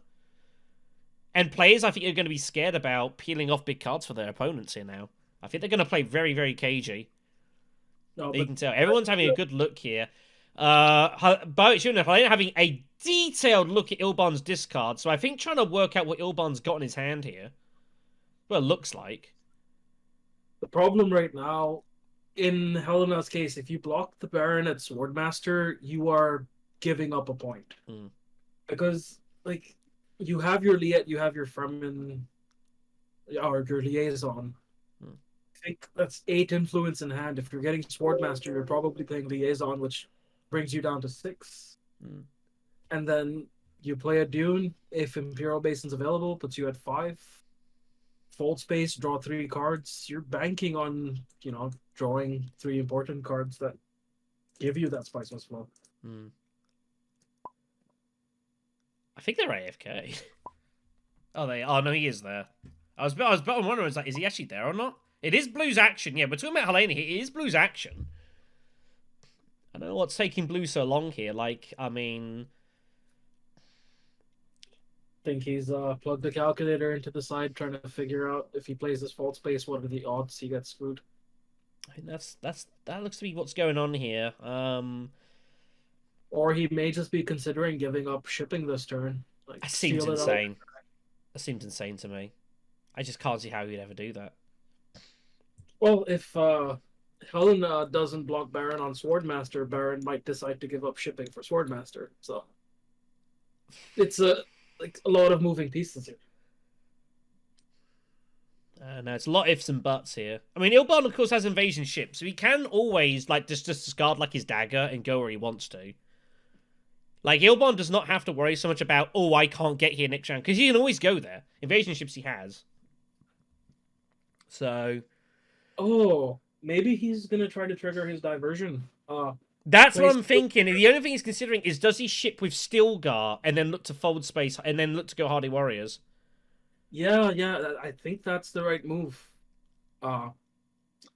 You're not really gonna be picking up any tech tiles unless you take restricted ordnance, but you need your spice. So. You would give him his Fremen point if he want, but then I don't know. I'm unsure. I think Doom might be able to comment this a little bit here. I think you just got to take the Spacing Alliance and just see what happens. I mean, trashing cards down is never bad. Stilgar would be nice to use to get the water, given there's not a lot out there. But you've only got 2 actions. Honestly, the other thing he might be considering is Stilgar to Still Suits, get the 2 water, slam the Great Flat, that gives him a Holtzman engine later on. Wouldn't be the worst thing. It wouldn't, but it feels a little slow and clunky to me. Yeah, but it does look like a game where Spice Must Flow is probably going to be the deciding factor. He's going to need some. Before this game is over, he's going to need some. There's no question. Absolutely no question about that. He might be considering how many troops he wants to put in. Like, if he plays Stilgar Interstellar, fold spaces into Hardy Warriors, he can toss 6 troops in. But then he's giving away that he has a diversion in his hand, and he's basically forced into buying a tech tile. So, yeah, it's too much to do with just 2 actions. I think that's simple as that. There's no way he can get a third, so I think he's going to keep this simple. I see. Oh, he does go for the double water. Wow. So Great Flat it is, I guess. It's also a denial for the Baron. He probably realizes if Baron locks in his alliance, he can hit Great Flat, buy Flagship for just a free point, essentially. Yeah, it's a problem. It is a problem for Baron as well. There's no question about that. So Helena does go Swordmaster, which means Baron's going to ship here, I think, pretty much every day, right? Oh, yeah.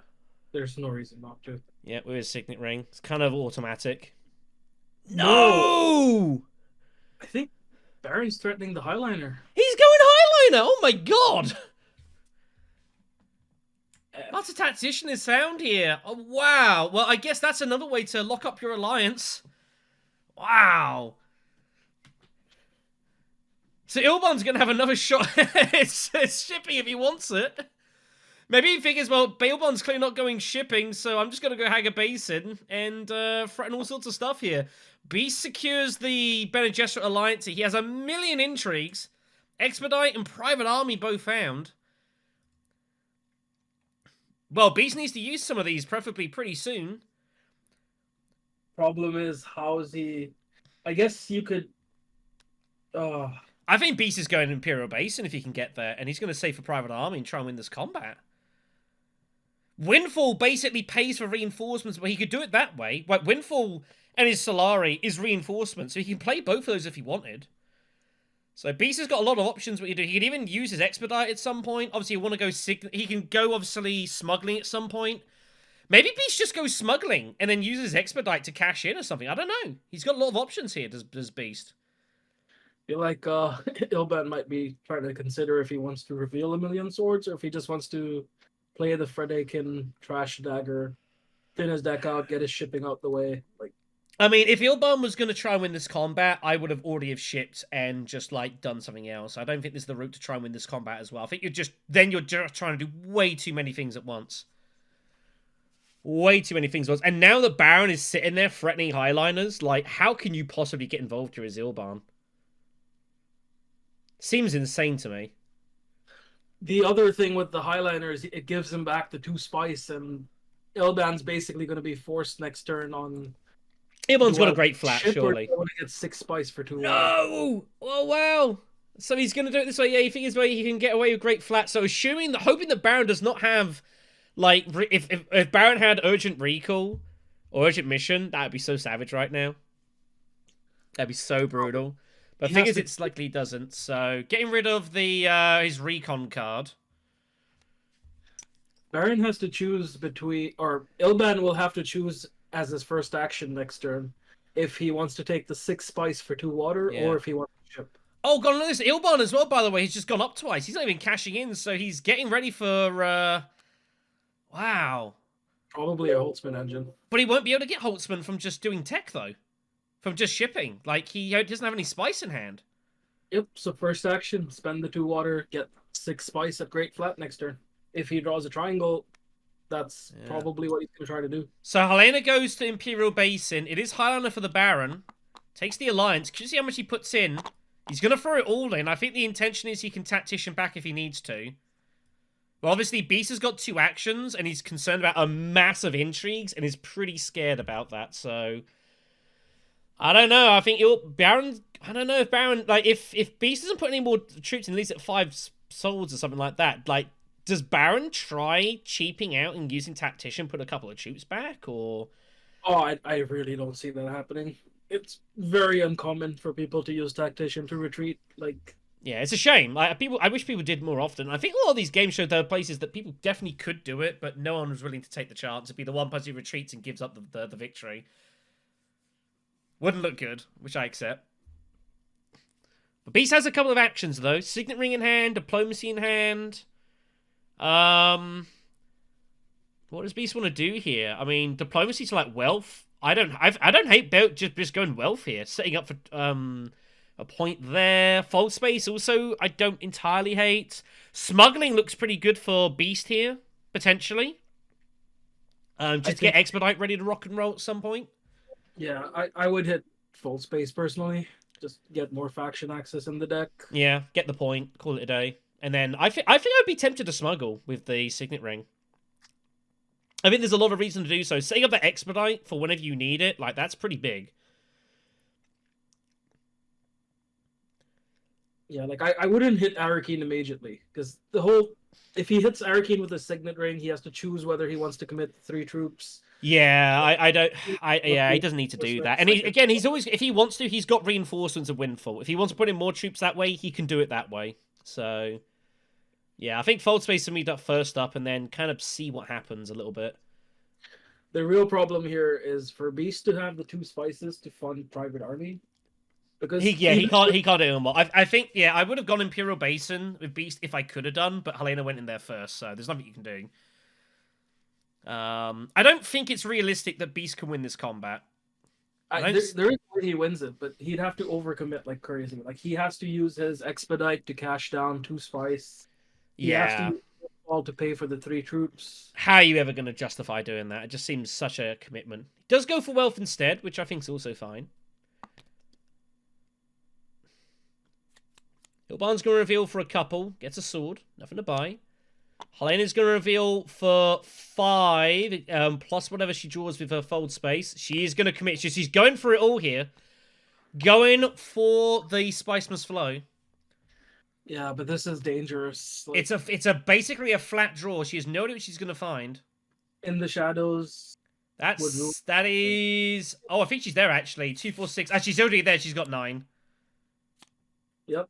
That's, Oh, there we go. There's 13. So that's a lot of persuasion there. In the shadows found as well, which I guess is nice. That's going to make Beast uncomfortable. So that will be a. Is there a world where Helena actually reveals and then trashes in the shadows, looking to hit like secrets next round and take the alliance? I don't think that's worth it. I don't necessarily Helena think it's worth it, but I mean, I don't know. I'd be tempted. He still needs a lot of influence at like at least 1 on Emperor, 1 on spacing. So Yeah, you probably still need some value there. So Beast reveals for 5, takes space travel. Imperial Shock Trooper turns up in the row, which I don't know how useful that's going to be here in this one. Grabs the last liaison, so Helena will not be able to get any more of those. So Spice Hunters would have to be. Again, remember, Helena's got a massive deck here. Beast has an action. So Beast has options. Again, I just think smuggling here can't be bad. When you got Expedite, just setting that up, I think is really valuable. Smuggle, set yourself up for a future turn. Assume you're getting 2nd place from this combat. That seems to be a move. They've also got the money for reinforcements on the spot as well. The problem is if Beast thinks that reinforcements is enough, he could actually bluff out the Baron, because Baron may decide to not use his tactician, thinking, hey, Beast has like 100 increase in his hand. Yeah. Smuggle it is. So he will bump up. There's no reason not to. He has the alliance now as well, so gets the extra forces in. Baron will be watchful. Wait. So Red's going to reveal for... Yeah, I make that 13 persuasion. Lietkind counts for 8. And he's going to go fishing for some Fremen. Voices picks up on the road, which she can definitely still buy. I don't hate that. But I don't think she's going to go for it. I don't see a reason you should. It's a good card, but it's not Fremen. Like, yeah. I just like the voice. It's a really fun card. I thoroughly enjoy it. Obviously, the bump and the space that the bench is going to worry Beast a little bit here. He will not be comfortable with that. And then Beast with just the dagger. Does he play anything? Windfall gets played. Is reinforcements coming here? No, he uses bypass to grab voice, which I also don't hate. I agree with that move. Bypass for voice just to not have a million intrigues. Missionaria turns up here, so Beast is like ready to unleash a wave of hell on someone. And it will be nasty when it does happen. That is really a dangerous package there. Nothing for Beast here, nothing to be played, so Baron gets the point. Takes the point. He does get a trash as well. Water and a spice for the Beast, and the spice for Ilban. Everyone will be reasonably happy. I think as Beast, I would not be unhappy with this spot at all here. Like, you've got so much firepower in those intrigues. That's like a tier 3 1 almost by itself. That is really nasty. And his expedite gives him that flexibility of stealing the Bene Gesserit alliance back. I mean, that coupled with like a signet ring is brutal. So Trade Monopoly is the next combat here. It's kind of an interesting one to come up right before the tier 3s as well. I don't think I've seen this in some time. Like, this is going to be interesting to see how much people decide to commit for this. It has to be a shifting to great, or actually, no. Ilban could completely destroy the Baron here. Like 100%. The shipping bump plus the shifting allegiances bump plus the intrigue, he could lock. No, Ilban's going. Look, Ilban's looking up for. Is he going? I don't know. He might still have. I think he's going tech negotiation with shifting. I think that's the move. He's going to grab Holston for 5, and then the other 2 is going to be for the... He has invasion ships. He could just buy that from interstellar shipping. He doesn't need to go to tech negotiation. Oh yeah, of course, that's just sitting there as well, yeah. But obviously he had to get the spies first. So they're basically, he's threatening to take Holtzman. There's nothing anyone can do about it. There's nothing anyone can do about this. So Baron is about to have a bad time. But does he go for Holtzman or flagship at this stage? Like, Holtzman requires you to buy 2 spice plus flows. That's a good point. Flagship's it's just a point on the spot. Yeah, that's a good point. Are you buying 2 spice plus flows this game? It's looking less and less likely, right? It's round 6 and you haven't bought one, and I don't think you're buying on this round. So yeah, maybe flagships is actually better for you here. You might be right. Helena is up. Helena has not drawn great here. I mean, False Space, I just don't... I mean, False Space's Helena looks fine. Get ready to ship next round. Cash that in. Doesn't seem like that's a bad idea, on the face of it. I think I'd use my reconnaissance to Arakeen first. There's, like, the chances of someone blocking full space are really small. It's not likely, yeah. The only person who might do it is Beast, and that's if he's got kind of nothing else to do. And you can see in his hand, you'd be able to look and see he's probably not got any access, so... Arakeen's also, yeah, just do that first and try and draw some cards here. I wouldn't hate that.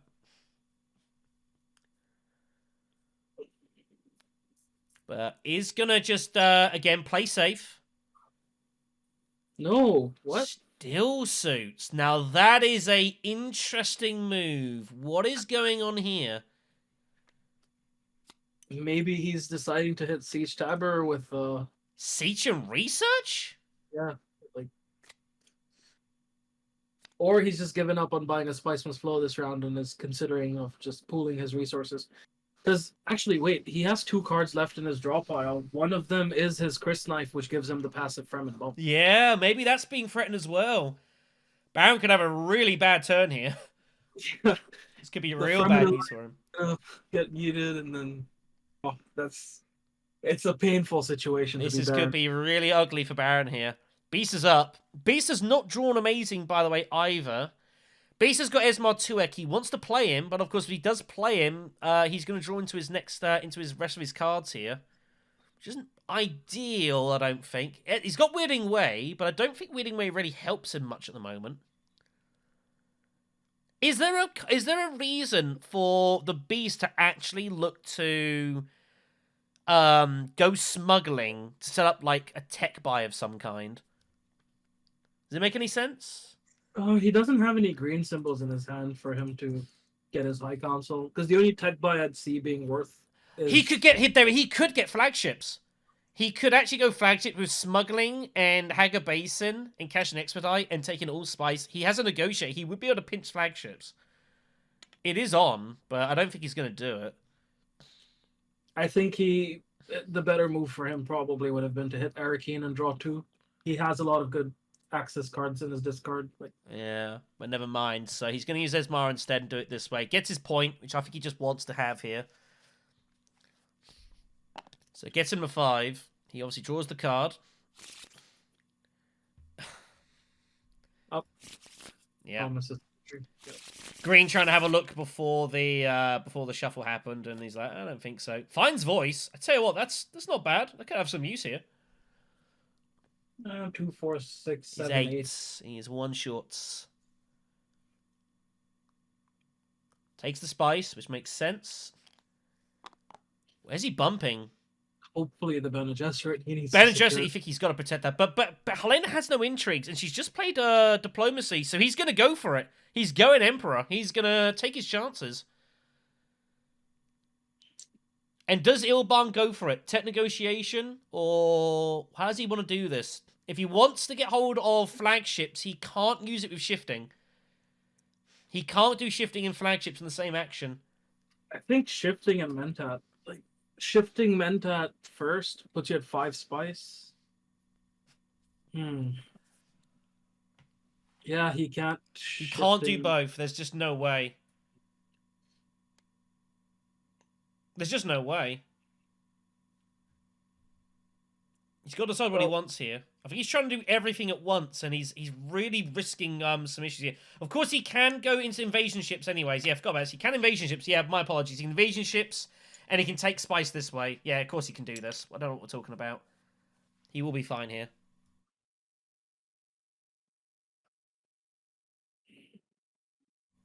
So... What? He goes restrictive! Whoa! Left field... I did not see that one coming at all. He's got counter dispensation. He figures, all right, let's go for it. So Ilban's going to try and win these last combats here. He has no idea what Beast has got in his hand, though. Here comes the Alliance steal. So Beast is going to lose one Alliance, and he's risking losing a second here. Alliance is completely locked up. Nothing Baron can do about it. I feel like if he was gonna do this, like, why not Mentat first? Get your deck cycle through, because your next hands are. Yeah, no one's taking restricted ordnance ahead of you here. There's no way. Wow. Maybe he figures that he's most likely to get to flagships next anyway, and he doesn't see how anyone else is going to get in the way of that. Which is an argument that he could justify. Yeah, but restricted ordnance basically gives up that, hey, you're gonna be going for a combat. Yeah, I mean, they now know. Beast now knows that Ilban's going to go heavy either turn 7 or turn 8. He knows it. Mentat taken by Helena with the liaison. Finds the Chris knife here. So now the Fremen Alliance is in jeopardy, and there's nothing Baron can do about it. Unless he goes Imperial Spy and gets lucky with an intrigue. But he's got to go Swordmaster first, right? Yeah, Swordmaster first here. I think he's going to use it. Yeah, use the liaison to do it. Might as well keep the dagger. I don't hate this. He's not buying anything here. Imperial Spy also pays for the chump shares. It does as well in case he needs it, which he's going to need that before this game is over here. So Beast is up. Beast has voice. Is there anything that looks obviously you want a voice right now? I'm just trying to look to see if there's anything worth, like, getting in the way. Like, if you knew what Baron had, like, voicing Wealth actually wouldn't be too terrible here.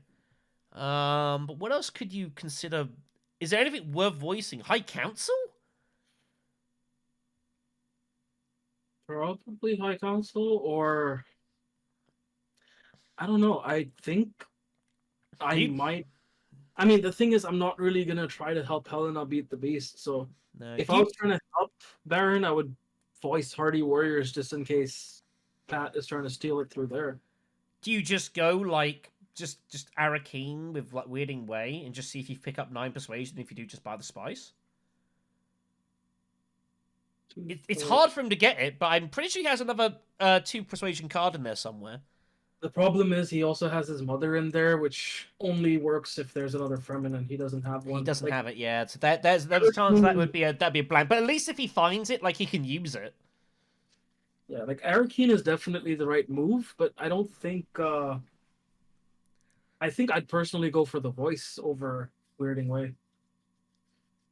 Like, I'm guessing he thinks he's going to win the combat, so he's holding on to those 2 daggers. Use the voice. The double shipping sets you up for an expedite on a future turn. Yeah, no, it's very important that Beast wins this. He needs to win this to set himself up for the tier 3s here. Now that he knows that Ilban's going to go in heavy at some point. So Arakeen it is with voice. Finds a dagger. He's going to put all 3 in, I would imagine. I don't see how he doesn't. And he gets to block something up here. I'm curious to see what he's gonna get in the way for. Blocking Carfag. He probably won't go there himself. That looks to be what he's looking to do there. Yeah, I think it's just I'm just going to make sure I can get there next. There's nothing obviously blockable. Like, it's a blatantly, like, you've got to do it, so...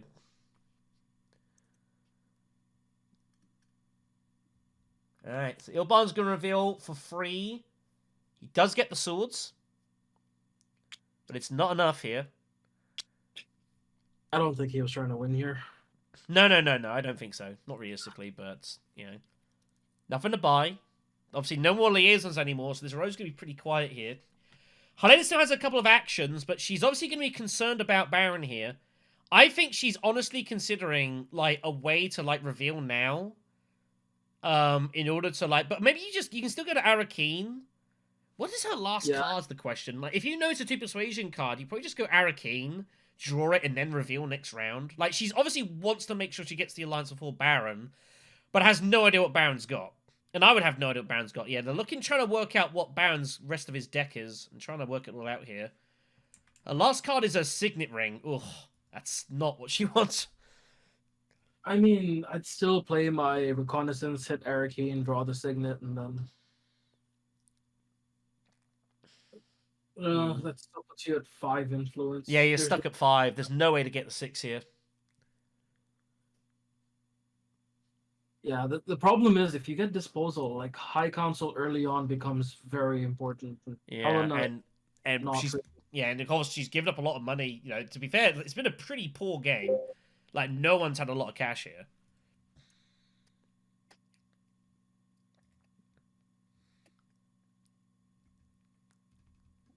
Yeah, we've only had 2 rounds where people have been able to go to Interstellar. So I mean, it's been weird. It has been a slower paced game. Not just the players taking some time on their various moves. But yeah, the passage of play has definitely been a little bit slower. I think there's a lot of pressure in this game, and everyone's feeling it. Yeah, it's gotten very cagey, this match. It does go Arakeen to draw the Signet Ring. She might consider putting a troop in to, like, try and get hold of a second water and prep up for some research station next round. He doesn't need to yet. I'd play the Signet to Siege Tabor as my next action. That gives you the second water regardless. Yeah. I mean, it would do. She'll see. So, Imperial Spider Wolf it is. We'll trash for the intrigue. Need something to help here. Oh, no way. I mean, that's kind of ridiculous. Seamus Laken and Shoem shares found in the same hand is never great. That's pretty disgusting. Wow. And 2 water boot. That's huge. Taking points away from Baron, he keeps finding them regardless. That is huge. Baron does what Baron does best here. Good grief. So Beast has the option. Carfag is there as a choice. No. It's Dreadnought time. And he's gonna get ready. He's gonna grab troop transports while he's at it. Yeah, Dreadnought, troop transports. You know you're gonna get the double shipping bump. Oh, is he not? It's 1 spice for an extra troop in the future. Oof. Oh, yeah, I think I would have considered getting that. Because, again, if you think you're going to win the conflict, it's not obvious you've got Expedite.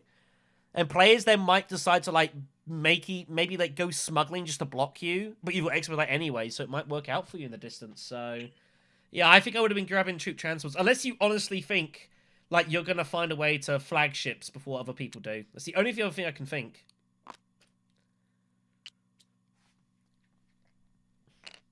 But is he that confident he's winning this combat? Like, is he willing to burn a private army for this combat?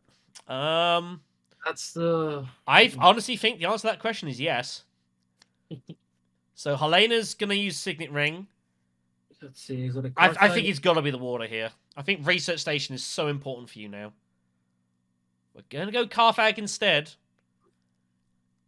Bear in mind, they must... well, advanced weaponry is found, which is not what they were looking for. Yeah, completely useless for Helena. And a reminder, they must use the ring to remove a card from the row. It's not optional. They are forced to do so. The 1 troop will go in for the water here. Yeah, they've got to do the ring. It is forced. They can't not do it. I'd personally be doing it on the Fremen card because you don't want anyone contesting your alliance. Yeah, no, I think you got to get that out of the way. I agree. So the question is, anything big going to come off for Beast here? Gesture Initiative it is. Yeah. Quiet still. Kind of shame. I like Initiate, but it's not really what people are looking for right now. Oh, I love that card, but nobody has a BG combo to utilize off of it. Ilban already has the Emperor card to use at Mentat spot, so it's like... So Baron reveals, doesn't buy. Beast reveals for 6. Was hoping for something better to come off, but it didn't. Oh, actually, if I was Beast, I would be buying Missionaria here for sure. Yeah, Your with deck- voice, and you might peel off a big card. Your Yeah. deck has 11 cards, and 3 of them are Bene Gesserits already. Yeah. You get the Missionaria and the Initiate, and you are... Oh, if he'd have got Missionary, he could have got Imperial Bashar. That would have been really good, but not to be. Never mind. Is what Yeah, it is. So Here comes just takes Helena with the Initiate here. Alliance. And Helena will take the Alliance here, so further bad news for the Baron. He's gonna get his second water doing this anyway. Oh, so yeah, he gets it was this okay way as going well. about that. So, yeah, that's a good point. Forgot about that. So, zoom out a touch here. Sorry, everyone. Try and get this a little bit better. So, it has full persuasion. I think he's considering if he wants to actually pick it up or not. I mean, Space Hunter. Imperial Bashar as Helena, I don't entirely hate, but again, the problem is you've got like 15 cards here. Spice Hunter's fine. Like, Spice Hunter, I don't think's bad. More throwing cards for the throwing This gods. stage like, of the game, I wouldn't bother. It's another triangle access card. You're not prioritizing triangle spots as a Helena. But she's going to go for it. he thinks otherwise. She's going to go for it here. Just figures more throwing cards can't be bad. Looking for that. She's looking for a double Spice Spy, isn't she, with Leet Kynes? No, just going to not bother. I think I'm lagging out, or you're lagging out. Can't hear you. Uh-oh. I hear you just fine. Okay. It's the magic words. So, nothing to happen here. So, Beast wins it. Gets his double shipping. Gets a troop back as well for his troubles. Nothing to happen here. Ilbong gets the water in the intrigue. Let's see what intrigue he finds. He Oh, finds Allied Armada. He's got the guaranteed alliance. That's significant. There's bad news for the Beast here. Helena finds the Victor, which I don't think she's ever going to get off here. These 2 intrigues not doing a lot. problem is we're round 7 in the game. How are they planning on...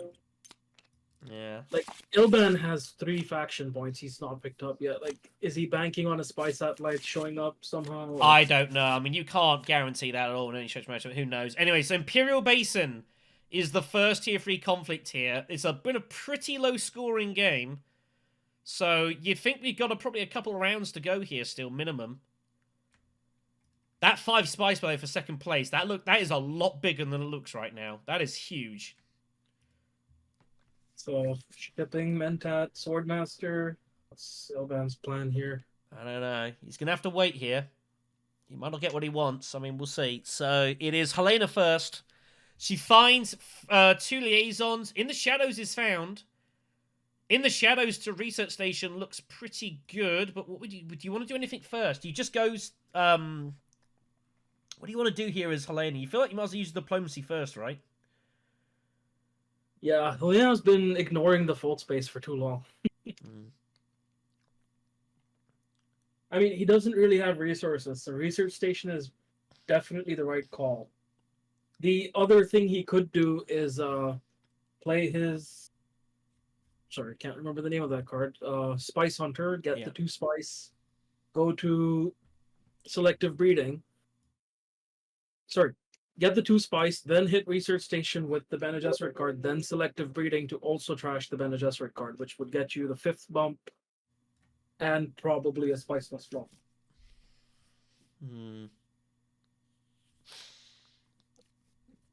Now, of course, Leia does not have to go Research Station first. If someone else wants that, of course, she can infiltrate.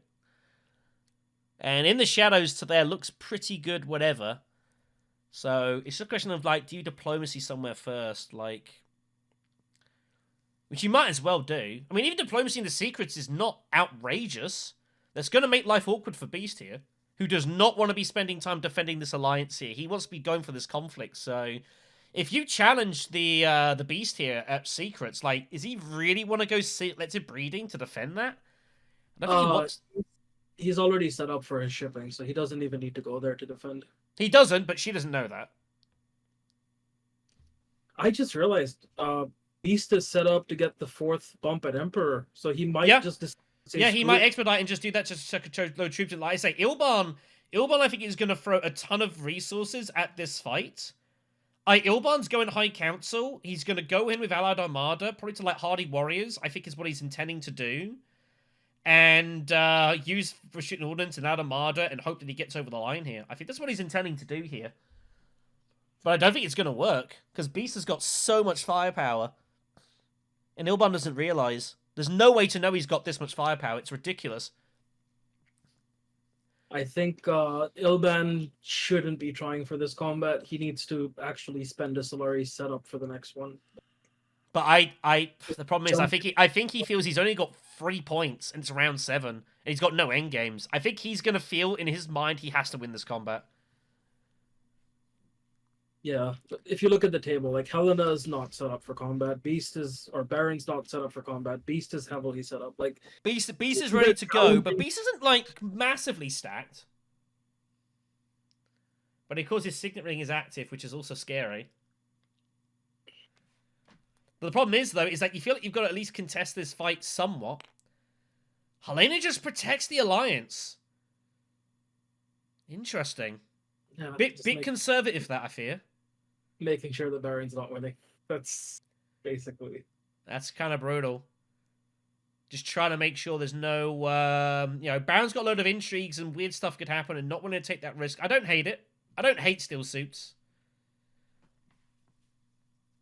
Well, the intrigues, and he has shipping this turn, so it's like. So Baron, what does Baron want to do here? Like, he's just got to ship this round and ship next round, right? And that gives him the resources for his 2 intrigues. Is there a reason for Baron to go research station instead? I don't know. 5, 6 points, 7 points, 8, 9.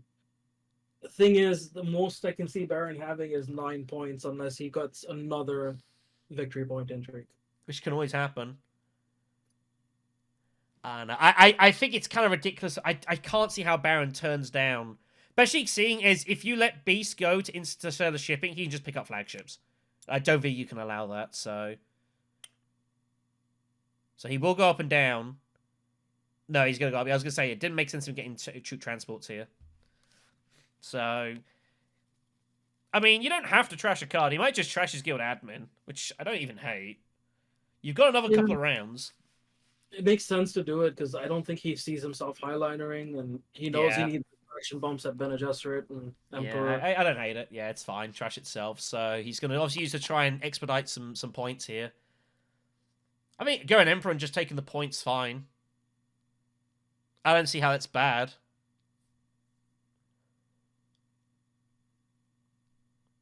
Emperor bump, take the spice. Seems pretty straightforward to me. If I was Beast here, I would be hitting Hardy Warriors immediately and just blowing everything, because you have 3 actions, you have important cards in your hand, and if you do that, you kind of immediately scare people out of combat, which is very valuable. Baron long games it. Gonna go for Bene Gesserit instead, which I think he kind of has to do. He's got to... I think everyone's sitting here thinking this is not the last round. It's not likely. It's hard to see how anyone gets 5 points on a round here. Yeah, Beast has got an option. Beast can either go in hard early and try and ward off Ilban, or he waits, waiting to see what Ilban commits. I think Beast is setting himself up for a Spice Plus Flow by in the future. Like, he's probably going to get a High Council. And I think Beast needs to find a Spice Plus Flow before this game is over. I think so. He might go... There is an argument. Does he actually go High Council with, like, his Signet Ring to block Ilban? Well, Ilban can invasion ship, though, but Ilban doesn't really want to. But then if you make Ilban discard cards, he's going to be more likely to just go all in on the combat. You kind of want to make Ilban indifferent here. Ilban's going to want to go Mentat first, that's for sure. If he can, of course. Beast might also... I mean, I don't know. Beast doesn't need to go Mentat. I mean, if he goes Mentat, he's guaranteed to be in position of Ilban, and Ilban does not have a lot of actions, and he's not going to like it. I don't know, it's kind of weird, this.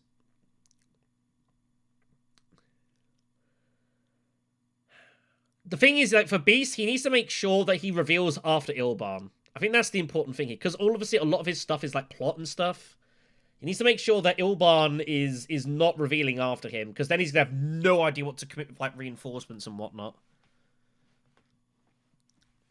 I don't think it's possible. Like, unless Ilban buys his Swordmaster after Mentat, he's going to be revealing before Beast. Yeah. I don't know. I mean, we'll see.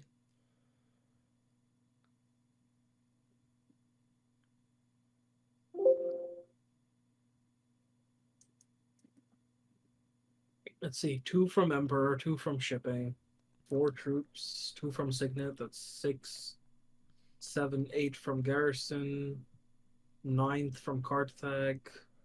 He only has 8 troops in his ball, so he's not going to be able to play reinforcements even if he wants to. Maybe Beast is considering just going selective breeding here. Protects his alliance, and he does need to get these throwing bumps, though, somewhere. He's going to be able to get 1 from shipping, although he wants to use probably his shipping to, like, there's also the Emperor Alliance he also wants as well, so Beast needs to find faction bumps here pretty urgently. I mean, even just using Teach Reverend Mother to go Hardy Warriors is not terrible here. I think that's the right move. You'd be getting the 2, 4, 6 troops plus 2 from Garrison. Like, yeah. You're putting 8 troops in on 1 action where everyone knows your deck is thin enough that you probably have your Signet Ring or something else sitting there. The question is, like, if you're going to trash, you could definitely... You probably want to trash Esmar 2-ek just to get the resources. But you kind of want to play Esmar first if you can find a way, but I don't think so. Arakeen for the Beast. I don't think he sees himself getting a Spice Must Flow this game, to be honest. That might be why he's playing the way he is. Yeah, it doesn't look he's going for it. He looks like he's going to try and just win it on the battlefield here. Interesting. Well, it's going to be interesting how Ilban decides to respond here. So troops will start going in. Problem is, Beast probably then, if he's not doing that, Beast is going to feel he needs to win this combat and he needs to win the next combat. Then I think Beast is going to convince himself, which is risky. He's far from guaranteed to make that happen. Obviously, he's got these intrigues to help. I think Beast wants to try and win this without any intrigues, and then the next one he just throws everything in. I think that's what he's going to try and do here, but I'm unsure. So Arakeen it is first, throws in everything that he could. 2 + 1 + 2 for his ring. Ilban has options here. Ilban's surely eyeing up High Council. Surely eyeing up Mentat. That, or he could decide to do Hardy Warriors into a diversion just to get it out of the way right now. I can't see it. If anything, yeah. I'd want to infiltrate instead of shipping to get up 2 bumps and then go Hardy Warriors. Well, he needs his Mentat first, regardless. Yeah, I agree. I think it's got to be Mentat first, whatever he does. I don't think there's any way to not do that. Hyena's surely going research station within the shadows. I'd be surprised to see anything else. I can't see what else she's got here. Has been a weird game, this, everyone. I'm not going to lie. It's been very, very kind of cagey, this match. Very cagey. But we got a way to go yet. This game is far from over. We've got a couple of rounds still. We got this one. It's hard to see how this game ends this round as well. We're probably going 8 rounds here, minimum. If the next combat ends up being a double faction bump, that would be the funniest.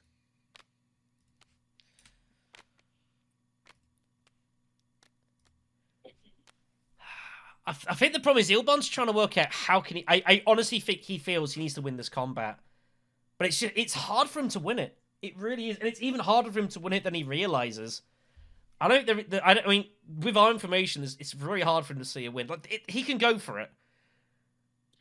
He can definitely go for it and just go completely all in here. I mean, he can even go Highline if he really wanted that badly.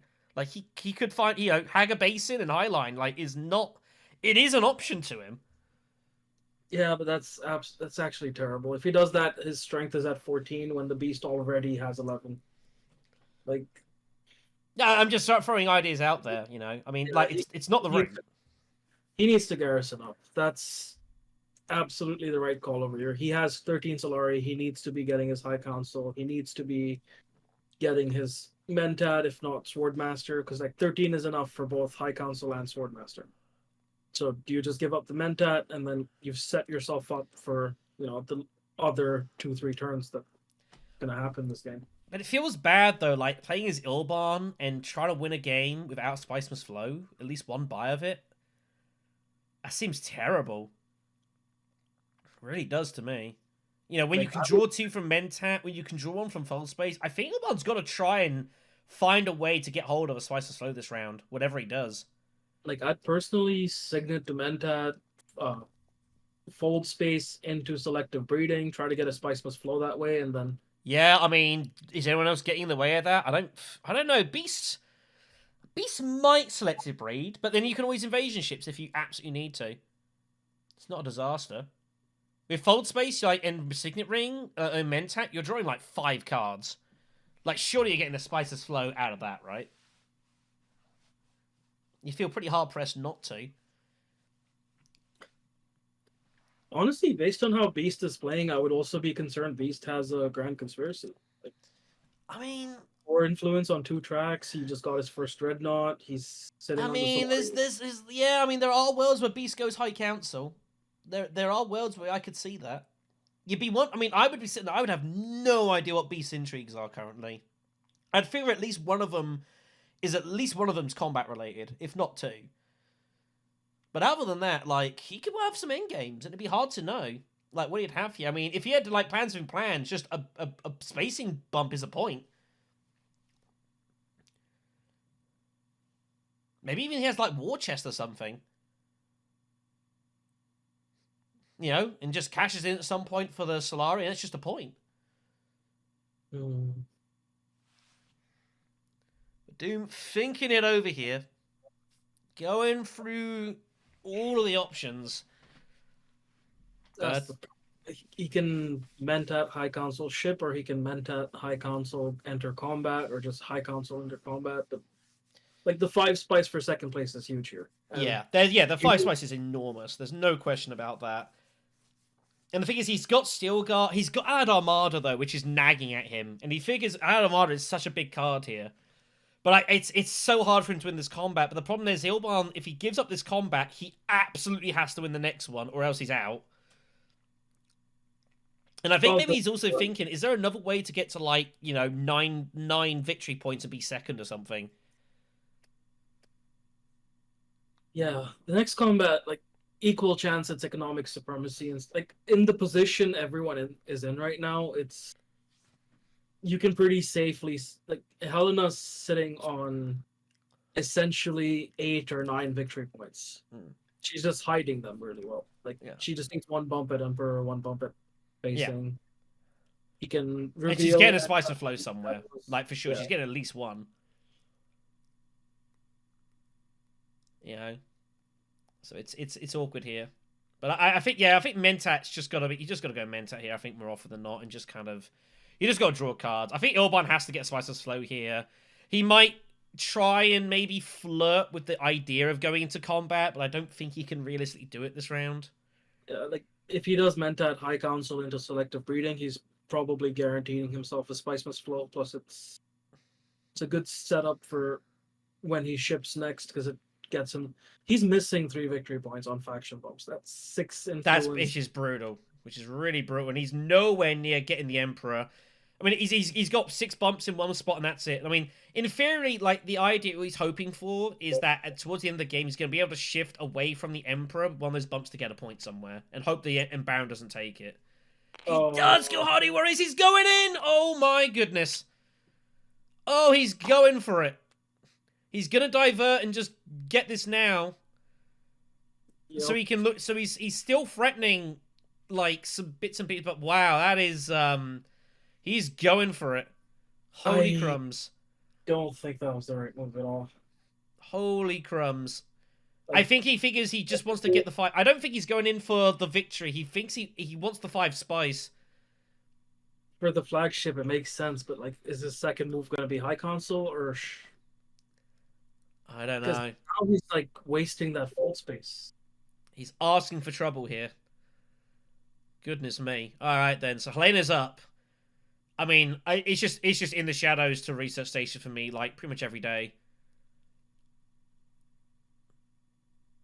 I don't really see how I'm doing anything else here.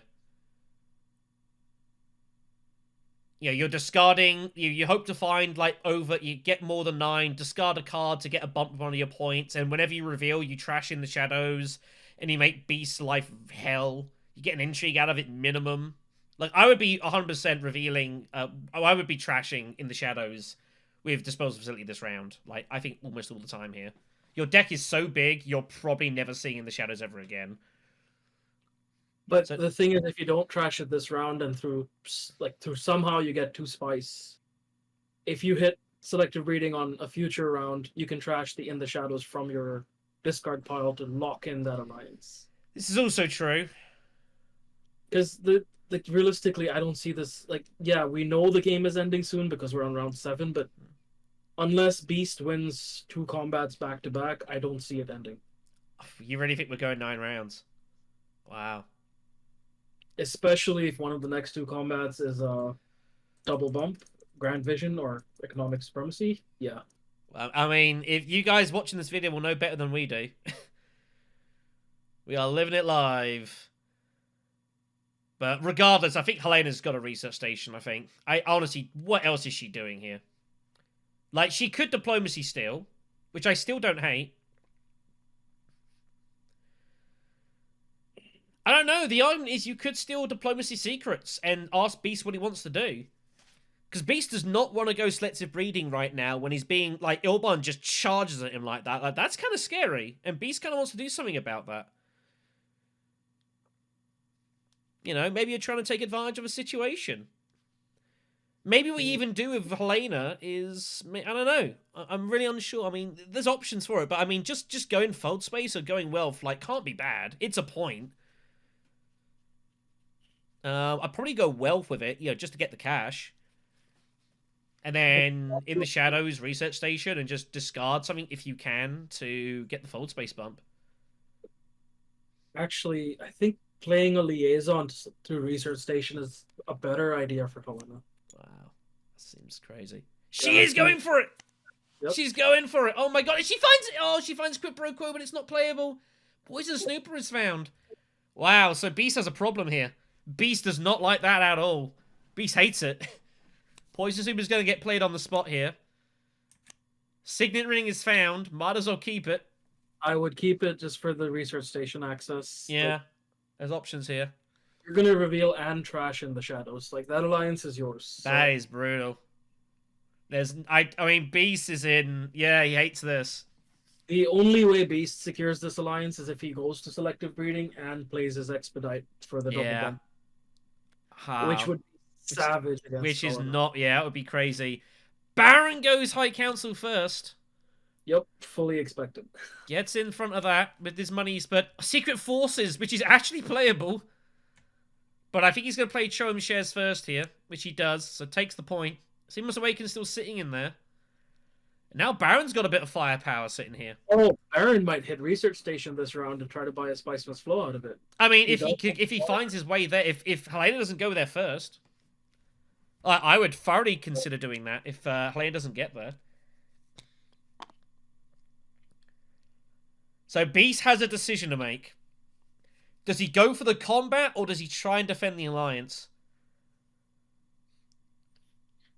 There is a world he can try to do both, but it's very risky. Play your voice to Carthag first, draw an intrigue, voice off selective breeding, and... That is a move, yeah. I mean, the question is, you're trying to sit there and think, well, how is Helena going to take this alliance? Like, you figure, like, it's pretty not bad odds she has in the shadows here, and that's pretty scary. And if you go to block selective breeding, and Helena just reveals and trashes in the shadows and takes the alliance, I mean... You lose the point, but at least it's cost her as well, right? And I don't think she's going to do that just to take the alliance. She feels like she's got to score twice here.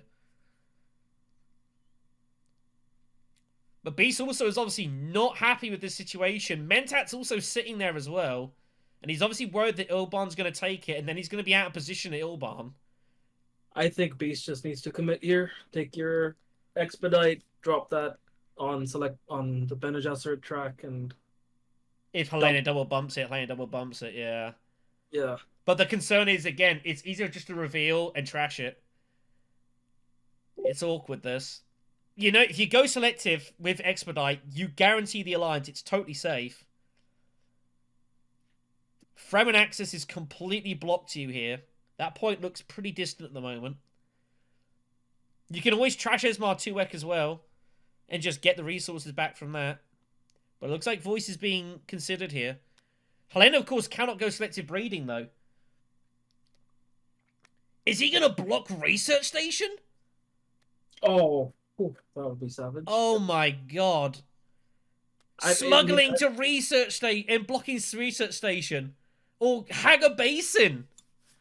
It's Hagger Basin. Oh my god. Wow. This is a... If he blocks research station, this is absolutely brutal because there's nothing Helena and Baron can do about it. I don't see why he's taking spy. Oh, he might be trying to buy a flagship immediately. He's threatening flagships. He's threatening he's threatening all sorts of stuff. And research stations blocked. That is a brutal move. That is brutal. Helena might have to early reveal now. I don't know. Crazy. No, it doesn't even have to early reveal. So no, I mean it doesn't have to. But I mean, that is savage. That is absolutely savage here. The X troops going as well here. Everything being threatened. Ilban's got a Mentat here, right? Somehow he made it back to the Mentat, which is nuts. I mean, he has to Mentat. It seems ridiculous not to now. You've got to see what's going to happen here. Like, I would Mentat and maybe even Swordmaster. Like, you need to stall to see what's happening. You need to see. Yeah, exactly. He has to stall here. He's got to stall this out. Yeah, all this money, you got to do something with it, right? Is he considering infiltrating High Council? I think he might have been thinking about it, but Mentat's just the move. I think he's just playing it too safe. Like, he doesn't want to draw into his shifting allegiances, so he's like doing actions that are not ideal because he's trying to set himself up for the next turn. But he's done it so many times that he's just ended up in a suboptimal situation. Yeah, it's gotten awkward for him. When he finds convincing, he finds Sardaukar Legion. Sardaukar Legion as Swordmaster looks pretty good. I'm not gonna lie. It would also draw him another card, and then if he needed to, he could envision into even suits or. And he still has his worlds. He gets the selective reading as well. Like Ilban might get out of this. So her research station is gone. Helena hates it, so she's just going to pick up some spice. I think she's going to throw the dude in, I guess, and just, like, see what Baron does. You might hit a quid pro quo immediately. Locks in the Fremen Alliance and locks in Bene Gesserit. It gets him in front, but she's not going to be able to. She's not going to be able to lock it in. I mean, it probably is. Imperial Structure gets taken out. Chome Delegate turns up. It's a bit late for him, probably. Here comes the quid pro quo. Yep. Beast hates it, but Beast knew the Alliance was probably gone anyways. Plus, as a Beast, you'd rather see it before you've committed resources. Exactly, yeah. You exactly want. You want it done, over and done with. You don't want it in doubt here. There's no way he can protect it. Apart from if he still goes selective breeding and expedites. He can still take it. And he might do it. Would he risk that, though, when... I mean, okay, I think he thinks he's pretty safe on the combat. Like, he does have... I mean, between reinforcements and private army, I would feel pretty good as well. Like, Ilban doesn't strike me that he's, like, going, like, that crazy at this. But who knows? The thing is, Beast has a chance and one chance. Yeah, this is a guaranteed point that can never be denied. If he decides to give it up now... Oh my god! Baron finds blackmail! Oh my god, that's just 5 free swords. I tell you what, Baron Harkonnen might go for this. He's got 10 strength. He might fancy having a little dab at this, trying to take second place here. I don't know. That's a ton of strength there. He wants the spice because he's got Sleeping Must Awaken. I would only toss like 2 troops in. Oh. Well, that is 5 free swords for the Baron whenever he wants it. That is kind of scary. He's going to throw in something here. Like, he has to.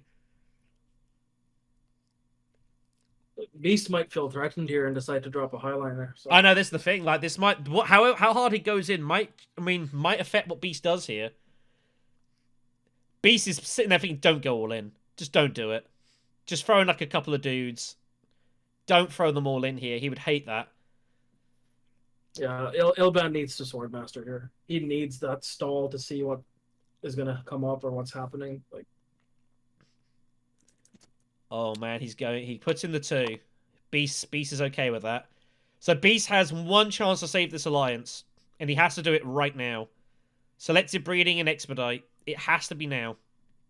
Otherwise he gives it up. It's a guaranteed point. It can never lose it. The problem is, as well, is Beast has now lost his alliances, so he now has no... his Signet Ring is now lost its extra power.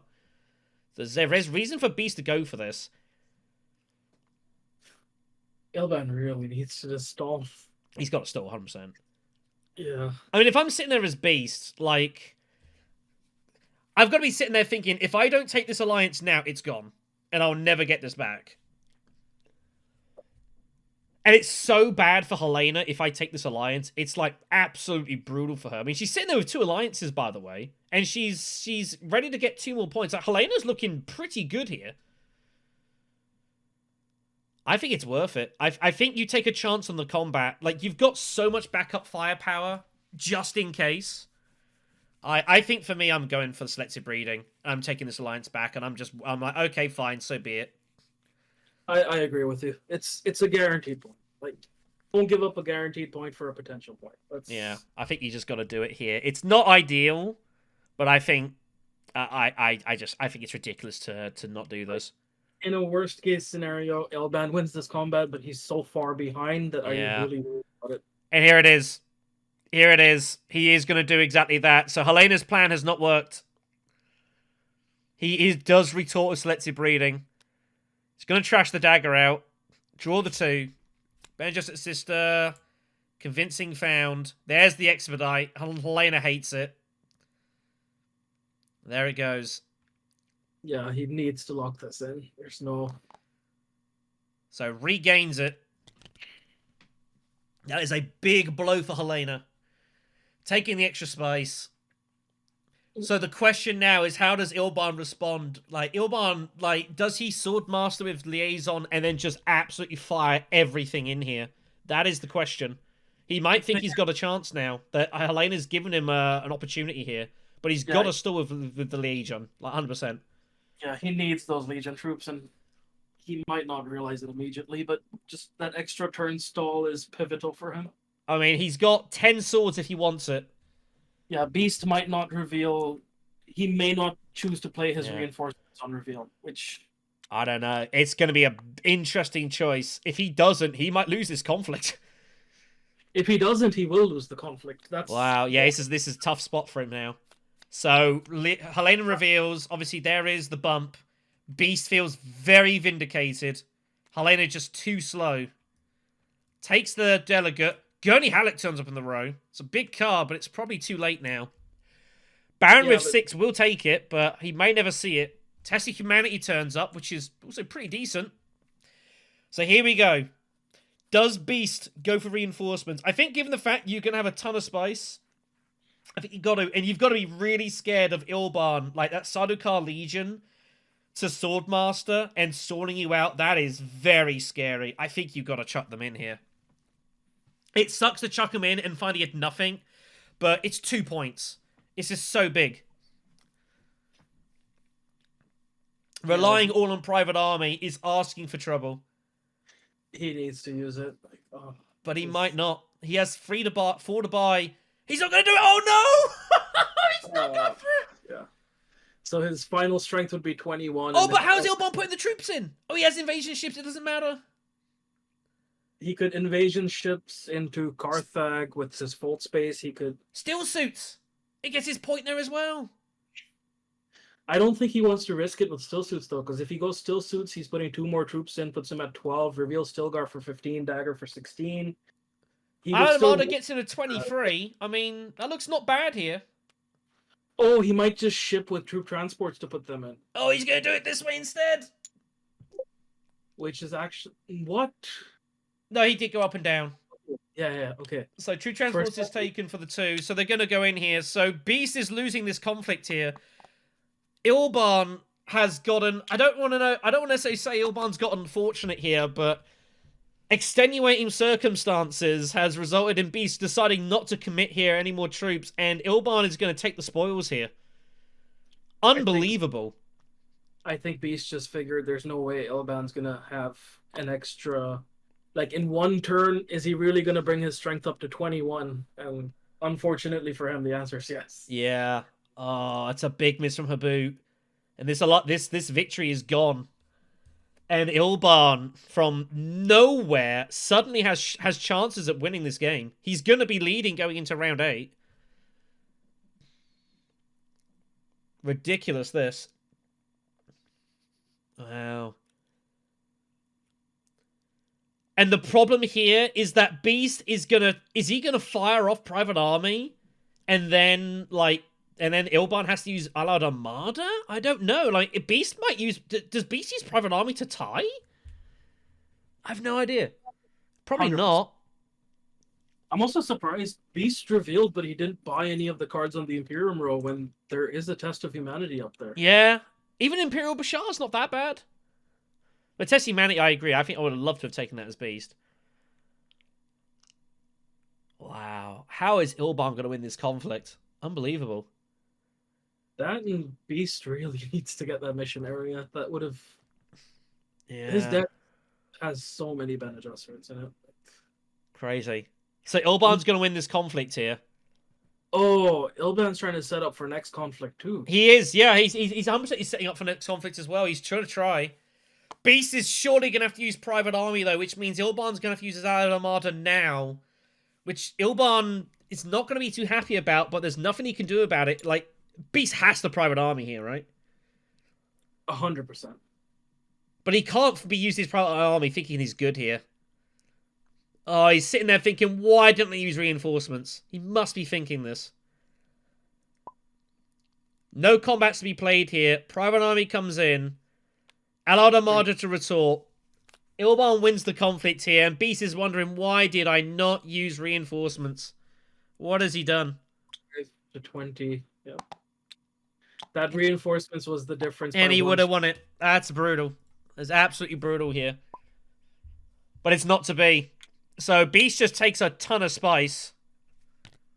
Well, he does have the Solari to get flagship next turn as well. 10 spice, there you go. Wow. So we're going on here. It's round 8. Somehow our highest score has 6 victory points. Which is bizarre. Yeah. We've got a distance to go here.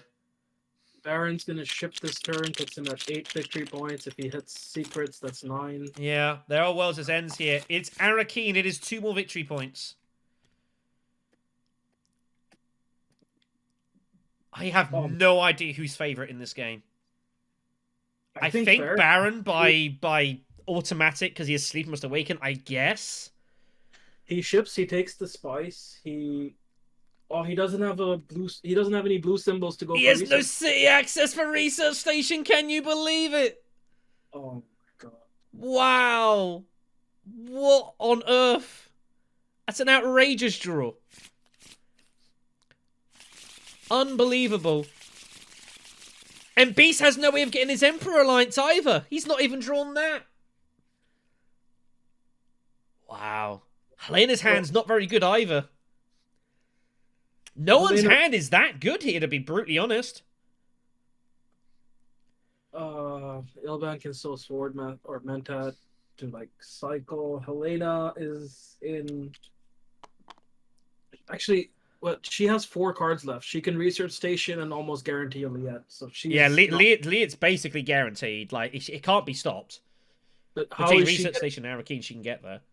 Yeah, but how is she getting bumps anywhere else? That's the real thing. I mean, I don't see. I really don't see it.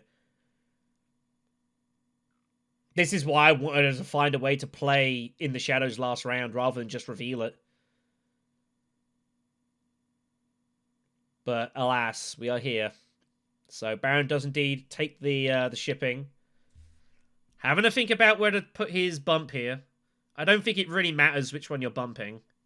I guess I just bump Emperor and leave both selective breeding, both Bene Gesserit spots open.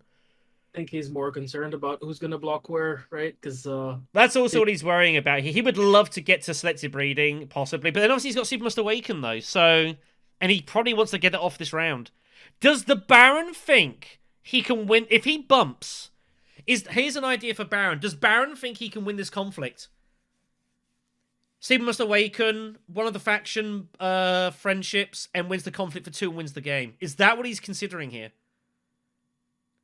Well, he did see the other guys burn everything immediately. And yeah. And you've The got Beast- 8 swords sitting there.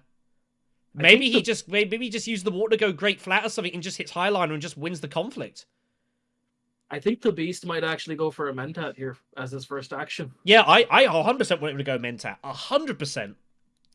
The problem is he'd need to use a Signet Ring, which means he's garrisoning more troops that need to be going into combat. Like, he doesn't... It's a little unfortunate, but I think it's too important to do so. I completely agree. Maybe even High Council? No, it doesn't make any sense. He could also play his Weirding Way as his first action just to Arcane and see if he draws a different card for Mentat. That would still deny the Mentat and draw him 2 cards for potential faction access. Like, I think it's a 40% chance of him getting something. Emperor bump taken, so he's gonna take his chances with the Bene Gesserit. I just realized the other problem for Beast is he only has 1 diplomacy. Yeah. Or 1 card that gives him Emperor or... It's pretty hard for him to get Emperor because he's used Expedite now, so... But I think Mentat's probably the stop. No, he goes Arakeen for the card draw instead. Figures it's too risky. Oh, he finds it! That's perfect for him. Oh my god, that is a ridiculous find. How did he find that? I personally would have played my Weirding Way to Arcane just to like get that out of my hand. Oh my god, that is brutal. So, Emperor Alliance is incoming here. Or he highlights. Like, there's... Highliner is also sitting there as well. Like, he's got options, does Beast. It's going to be Baron giving him the most problem here. Ilban... What is Ilban's game plan now? He's won his conflict. Like, how is he ever going to win this one? He can't think he can win this, right? He wins this combat. I think he daggers to Mentat and then selective breeding for more card draw. If he draws into his shifting allegiances, he can hit Imperial Basin. I would honestly be tempted to... I might be tempted to selective breeding first. Because I'd be concerned that Baron's going for it.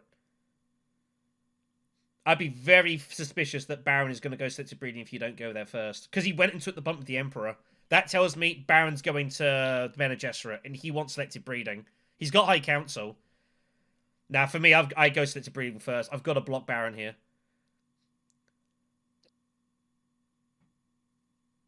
I think you need this game to go another round still, as Ilban. He doesn't get blocked from selective breeding because of invasion ships. No, but it blocks Baron. And Baron wants to win this game this round, if he can find a way to do so. And I feel like a lot of that goes through selective breeding. I don't think the players think that, because yes, he has 7 victory points, 8 from selective breeding, 9 from buying a Spice Must Flow, but then you have to consider where is he getting his 10th point. Like, I mean, he's got a load of intrigues. You don't know. But those are not immediate points. Those are end game points. I don't know. I mean, he might have, you know, I don't know what he has. Could have briberies, could have... I'm not too sure. Like, there are ways and means that he could find it. It's the Baron. Like, never discount the Baron. I'd personally be thinking, like, Helena needs to block him at invasion, or not invasion, research station more than anything. I mean, well, she's going there anyways. Like, I would be assuming, as Ilban, I'd be assuming she's going research station 100% of the time. But no, like, the Mentat is a draw 2 spot that he can be denied out of the selective breed. He's too far behind to think about stopping. There's only one person going Mentat, though, and I would have thought he already would have done it. Like, if Beast was going to go Mentat, I think he would have gone Mentat immediately. Once you Signet Rings to Arakeen, it's kind of weird, and I would sit there thinking, I don't think he's going Mentat. Unless he specifically just drew a dagger now, which he can't have done, he's trashed them both. Like, what else is he sending to a council space? So I would be thinking Mentats, I think it's safe more often than not here. I just don't see, the red and green can't go there, and I just don't see how yellow goes there now, because they've used their Signet Ring. Like, what other cards does he have which gives him council access? Mostly true. So I mean, we've also seen Beast already play the Wealth for 2 Solari Intrigue, so... Yeah. So I honestly think, Ilban can gamble Mentat's safe here. Thing is, if he goes to selective breeding, he's trashing something from his hand. Yeah. Which means he's reducing his chances of... I'm not going to lie, I would consider actually trashing your diplomacy. Like, we're at this stage of the game. I don't think he's going to see it again. I think I would trash it. No, he's going for his high council. He's going for the High Council instead. He's going the other way around here. He must still have ideas on this conflict. Surely not. Wow. He probably realizes he can just toss one troop in for a free second in this combat. I mean, he's going to get something out of it. I don't think it's going to be a free second. I think Baron's going to have it in here. But I'm unsure. There's World's Baron goes for it. I mean, it's hard to know. He is stacked, and he's got some dudes in. He's got a lot of intrigues. Baron's been pretty quiet for a little while now. But Helena's up first. No, that's not going to work. In another world, Baron could play his dagger, go to buy Spaceport, draw the 2 cards from that. If one of them is a triangle, and it does end up giving him enough influence for a Spice Must Flow, he can hit the Great Flat to then pay for his thing. Yeah. But then he doesn't get his faction bump. Baron doesn't have enough actions. No. In an ideal world, he hits secrets, draws into Water of Life, and ends the game right there. So looking at Helena here. Problem is, to Research Station, she has to use her liaison, which she doesn't really want to do. But Liet Kynes, the problem. So Helena's got an issue here. Liet Kynes is guaranteed in is in these 4 cards here. Like you just got a Research Station, right? And just hope if you don't draw it, then it's just not your day, I guess. He could always, if he doesn't draw Liet Kynes on the first try, he can hit Arakeen. The Arakeen, yeah, is your backup. I'm sitting here like, what else could you possibly do here? I mean, that's the only thing. Research Station, Arakeen if needed, Diplomacy to Fold Space. Yeah.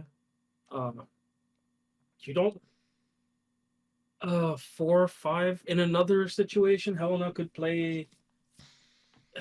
actually play the Dune to the Great Flat, play the Liaison to get Holtzman Engine, which, bank on Liet coming in on your next hand, that kind of thing. Like, chalk this hand up to a loss and just bank on your next one. Yeah, just take a couple of points and take the next round as you see it. Because he would have 4 Spice, already has a discount up there. Like, it hurts to use your liaison to Research Station, but with Liet Kynes, it's fine. I think they're trying to say, is there any way they can possibly try and double Spice Flow by this round? And the answer to that is, I don't think so. I actually think if Helena gets Holtzman Engine, he's setting himself up for a double, maybe triple Spice by next turn. Because you're guaranteed to have your Liet. Yeah, that is the other option. Great Flat and then Holtzman. Is anyone grabbing Holtzman before you is the question. If you Great Flat and someone grabs Holtzman, like, what are you doing? Like, Baron could grab Holtzman, but if someone else grabs Holtzman, you just take Spaceport, right? I guess. That's your backup.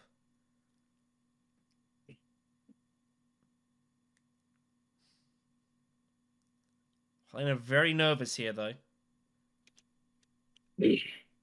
Very concerned about this. Yeah, because Helena would be gambling the game doesn't end this round if he does that, but... Well, the problem for Helena is I think she has to assume the game goes another round. If the game ends this round, they're not winning this game. There's just, how is she ever winning this game if the game ends this round? I think you have to assume the game is going to go another round here, and you have to play for that. Like, if this game ends now, and Helena gets 3 victory points, what does that get her? Nothing. She's still out. The other thing is, actually, no, Baron doesn't have cards in his hand to do anything. I was going to say Baron could try to take the flagship first, but yeah. Again, and remember, the current threshold for the second place qualification to the next round is 8 victory points and 11 spice. No one is getting 11 spice here, unless they find tiebreaker or something. But she is going to go for it. Great Flat is the move. So she's going to go for Holtzman or Spaceport here. That or Helena gets really greedy and decides to take Mentat this round, which was... Oh, man. If he does that, that would be nuts. So Baron has choices. Baron can Holtzman if he figures that's a route he wants to go down, but it doesn't give him Spiceless Throw on the spot. Selective Breeding's still sitting there. I don't see how he doesn't Selective Breed. He's trying to work out what he's drawing into. He's got 2 cards left. He's trying to work out if he's got a way to get hold of his... In an ideal world, he wants to selective breed and get access to Imperial Basin and just call it a day. That just end or the game. selective breed and research station. Well, that's if he still gets it. Yeah, of course. Oh, Helena's given up now, hasn't she? Yep. Helena Oh doesn't my have to work gosh, very well. yeah.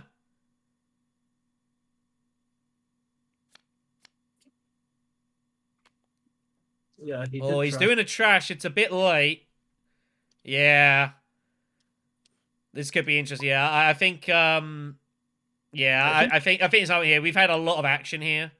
I mean, it's up to the players to sort out this one.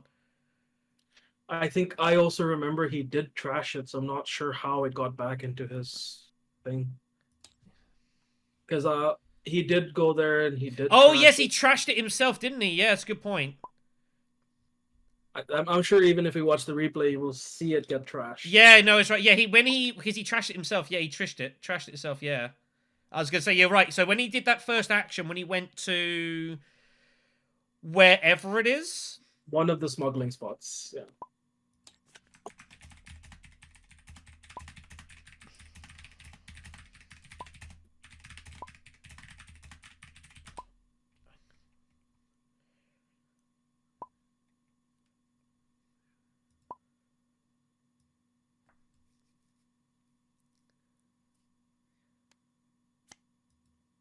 yeah, no, yeah, yeah, he trashed it himself. I remember pointing out the fact that he's gonna trash it in his own card, right? I do seem to recall saying that, unless he's bought 2. Nope, he only bought the one. So.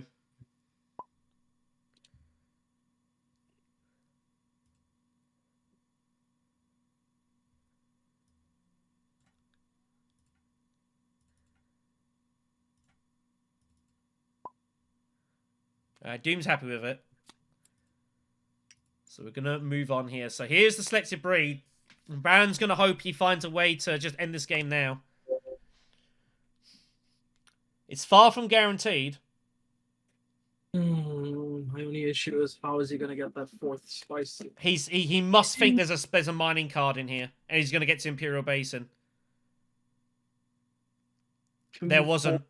8, 10. He does 10 have 10 persuasion. It's not enough to get over the line, though. He can't get there. Yeah. Beast goes conspiring. Machine culture is found. Oh my god, machine culture could be used here to grab something. Oh, he's short on flagships. But surely, but flagships has limited value, though. I guess Beast could, like, go mining at Imperial Basin, he figures, maybe, and grab flagships of that and chuck a load of troops in if he needs to. There's no point in grabbing Holtzman. Spaceport is, in theory, an option. But I think that could be a flagship point coming in here. The problem is, though, is Beast, like, almost all his troops are in his garrison. Or in the field. He doesn't have a lot to get in here. And he's got reinforcements sitting here as well. This is interesting. But I think Beast is going to eye up some Imperial Basin and grabbing flagship here, surely, by the time it gets round to him. Ilban will Mentat. Or High Council. He'll Mentat first. Oh my god. Would you look at that draw? That is insane. Ilban draws both his convincings at probably the worst possible time.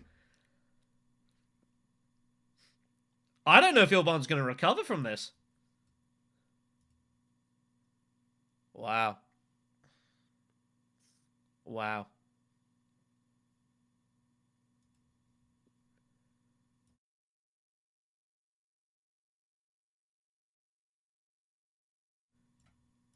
Well.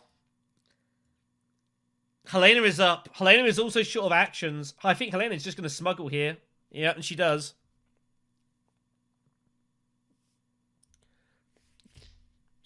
Looking to find that as a way to get hold of one of her bumps. Ilban has 10 persuasion. Or Baron has 10 persuasion. Is there an argument that Baron goes spaceport, goes space travel to fold space?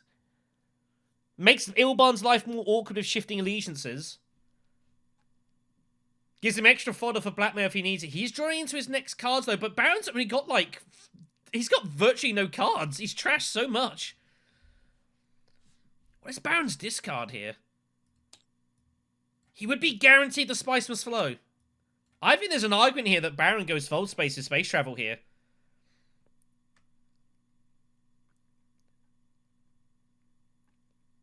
That fold space card as well is going to give him some extra access in future, which he's desperately looking for. I think that's the move here as Baron. It's kind of a weird move, but it means that Ilban can never just shifting allegiance and be completely safe with it. And Baron's going to be last to act next round as well, so Baron is always going to be threatening to take the alliance if Baron shifts away early. I think that's the move here as Baron. Like, what else are you doing here? You could put troops in with Arakeen you can't get to. Research station. Oh, it's awkward here for Baron. What do you do here? He can't get the spice. There's no way for Baron to end this game. I think he just hits that fold space, like, gives you another access card. But or does he gamble everything and go for Carthag?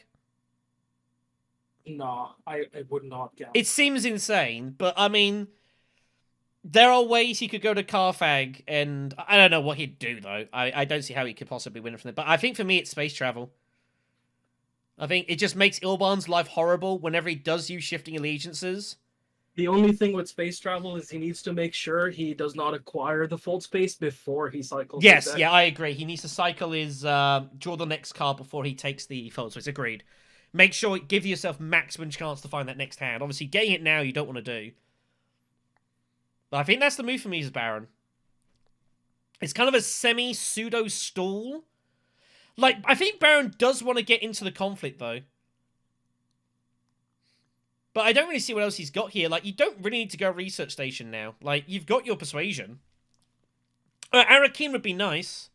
Or just put a negotiator up for a future purchase of spaceport. But why is he? How's he ever going to go and get that? He's got Sleep Must Awaken. That's where his spice is going. He's not buying any more techs. They're too expensive, surely.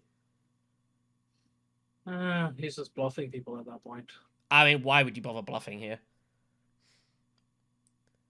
Helena doesn't care if you're bluffing. She'll just do it anyways if she wants to. Unless you think your tech negotiation is specifically blocking, like, you could tech negotiate, in theory, to block the beast getting flagship.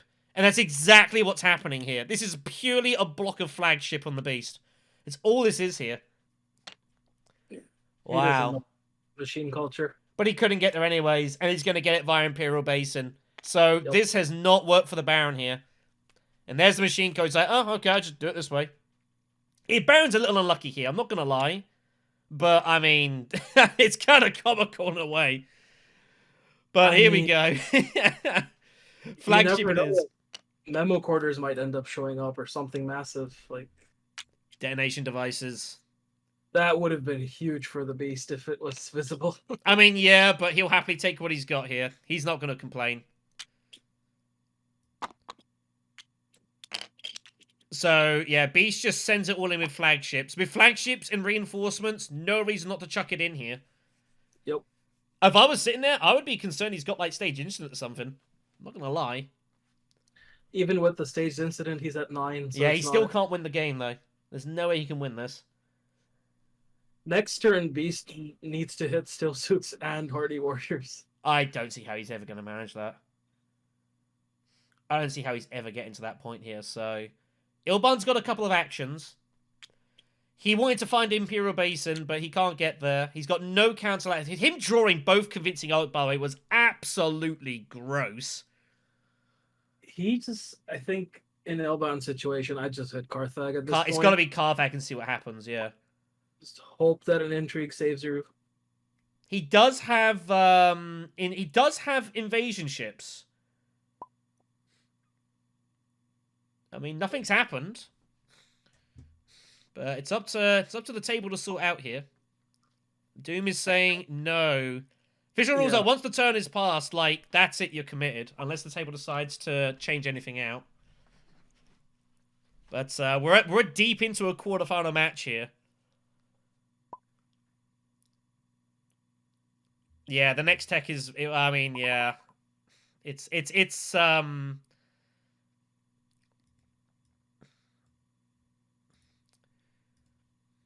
Well, this is up for the table to sort out. I'm gonna leave it to them. If I they think want, he's if they want me to rule, I can rule, but it's up to the table to decide what they're doing. yeah, I think he's realizing that he overcommitted the troops, so he might want to be 100%. throwing He's 100% overcommitted the troops. There's no question about it. I don't know why he felt the need to throw in that many, but he has done. But he can get away with it with reinforcements and his. He might find his signet ring and flagship. Like he can throw in this many. Like it doesn't really matter. So I don't think it's a big deal here. Oh my god, I just realized. I think Doom's having an issue because he might be deciding to use the 2 spice intrigue to buy a dreadnought and take Holtzman engine, which he would not be able to do if he didn't get that 1 spice. I mean, Could maybe, that be like but a how is Ilban? How is Ilban ever getting to cancel access? that part is true, but actually he doesn't even have a green symbol in his hand, so yeah. If he did have a dagger or any kind of green symbol, I'd argue like at least the dreadnought lets him draw another card. But So, all right. So it looks like we're ready to continue here. You know, I mean, I get it. SA, we are deep into a quarterfinal here. And unfortunately, yeah, once he hits the pass turn button, like it is not his prerogative anymore. What happens? It's up to the table, and if there are objections, then that is what it is. Unfortunately, there's got to be a line drawn somewhere. But I don't think this is going to matter to Habboot too much here.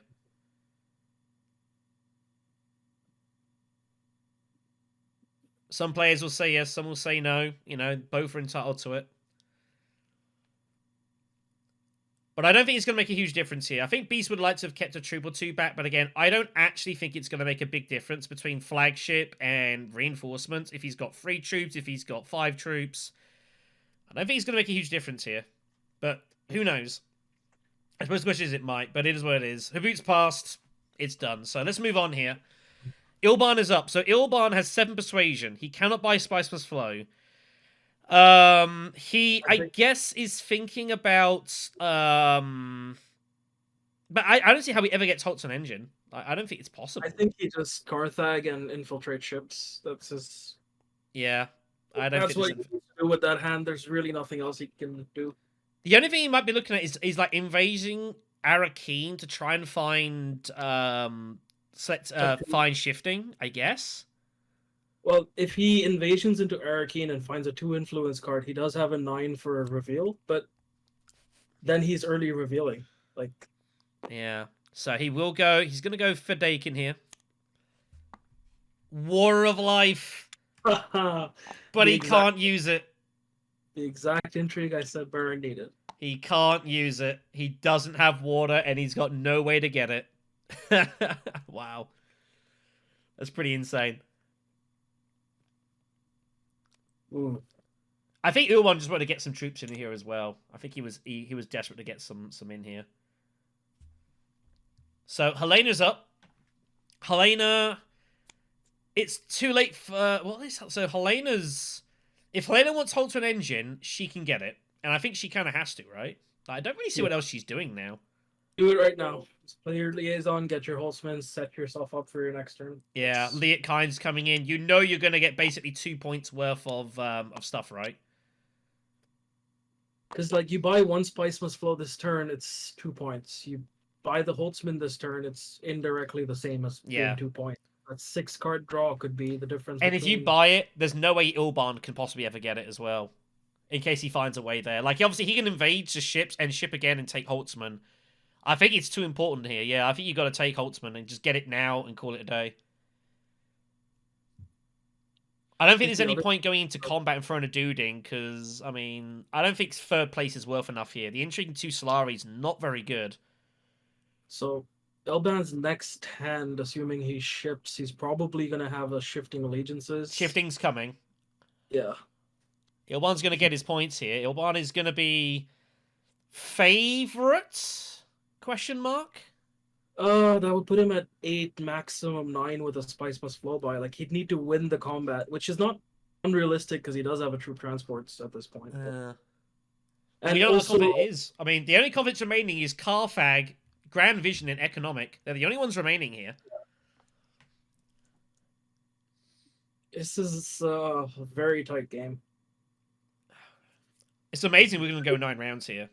It kind of Baron is. is guaranteeing ending at a bare minimum 10 with minimum 1 spice. Like, unless he gets ridiculously unlucky and draws 0 triangles in his next hand. So there we go. Helena grabs it, makes the move. It's the right pull.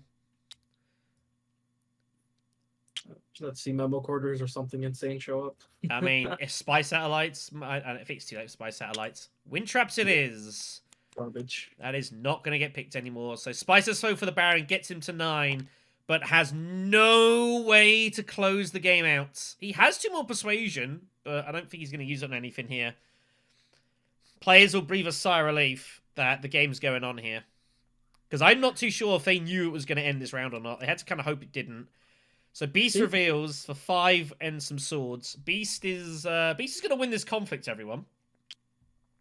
I think post game we can ask Habboot, but maybe he wanted to swap the weirding way for. I think so. The only way this still ends is if Beast has has a staged incident, then this game is over. That is also possibly could happen here, but he doesn't have it. Although I think if Beast had staged incident, he probably wouldn't have taken so long. And he would not be looking at buying cards. So I think now he's looking at buying cards, tells you it's not going to come off here. Treachery comes off. It finally takes Missionaria way too late. Treachery comes off here. That is not bad for Ilban, but I don't see how he ever is going to find it. No, he has to either early reveal it. I don't think it's worth it. He'd have to early buy it. But what else is he doing here? Does he have any... No, he's got no legal actions, apart from infiltrating shipping, I guess. Also, I could have sworn Ilban put 2 troops into combat. No, he took one back. He took one back. Okay. So he will invade shipping. I mean, just getting Test of Strength is fine as Ilban. I would not be unhappy with that. Test of Strength, but we'll see. So, just gonna obviously invade shipping again, as he's kind of got to do here. But no Holtzman now means that there's no amazing text for him, apart from, I guess, Spaceport. Yeah, Spaceport could buy him a Spice Must Flow. But... Yeah, a Machine Culture's out. It's been played, so they know that he doesn't have it. Helena doesn't buy. Ilban, I guess, should take Test of Strength, I guess. He needs to take that Test of Humanity. Test of Humanity. I keep saying Test of Strength. I do not know why. I do apologize, everyone. The symbology on it, the fact that it makes everyone else discard, so you're being a massive inconvenience. Yeah, it's not likely he's going to find it, but he might find it. After it comes off, which I don't think there's like 2, 3, 4, 5. 6, so 7. they're like, Yellow, do you have stage instant? And Yellow's answer is, I don't.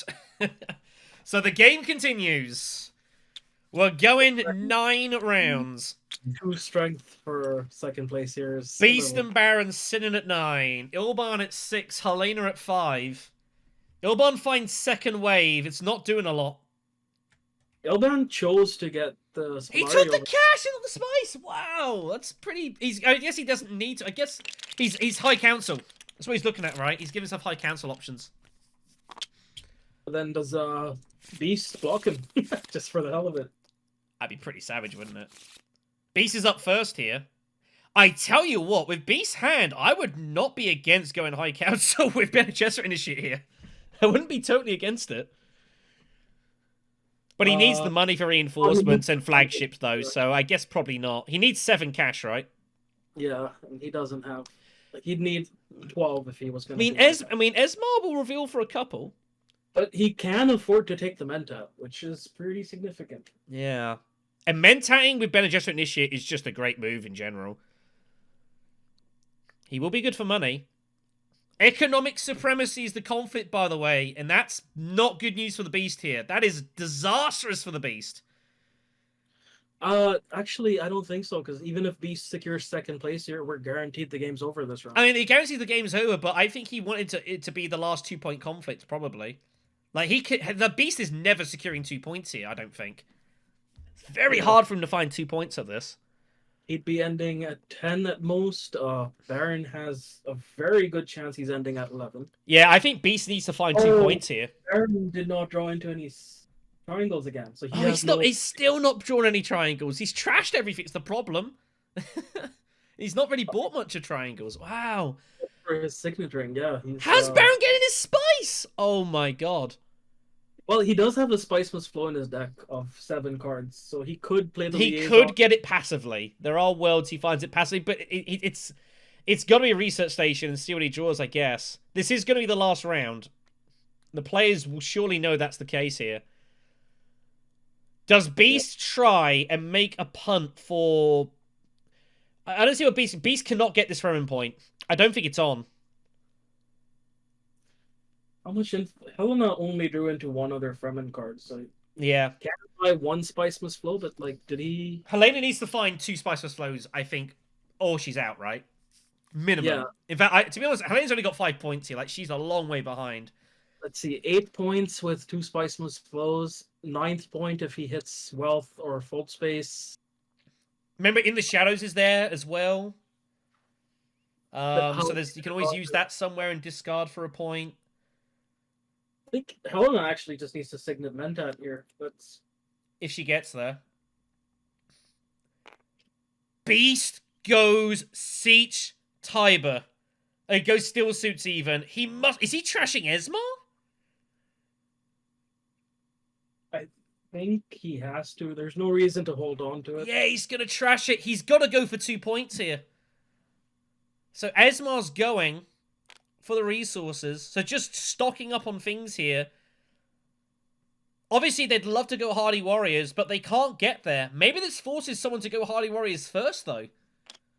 To stop him. Would need to... He's in a sticky situation. Like, if he plays the Initiate to Mentat and then plays the Voice to Arakeen, somehow draws another Diplomacy and Hardy Warriors still open. Yeah.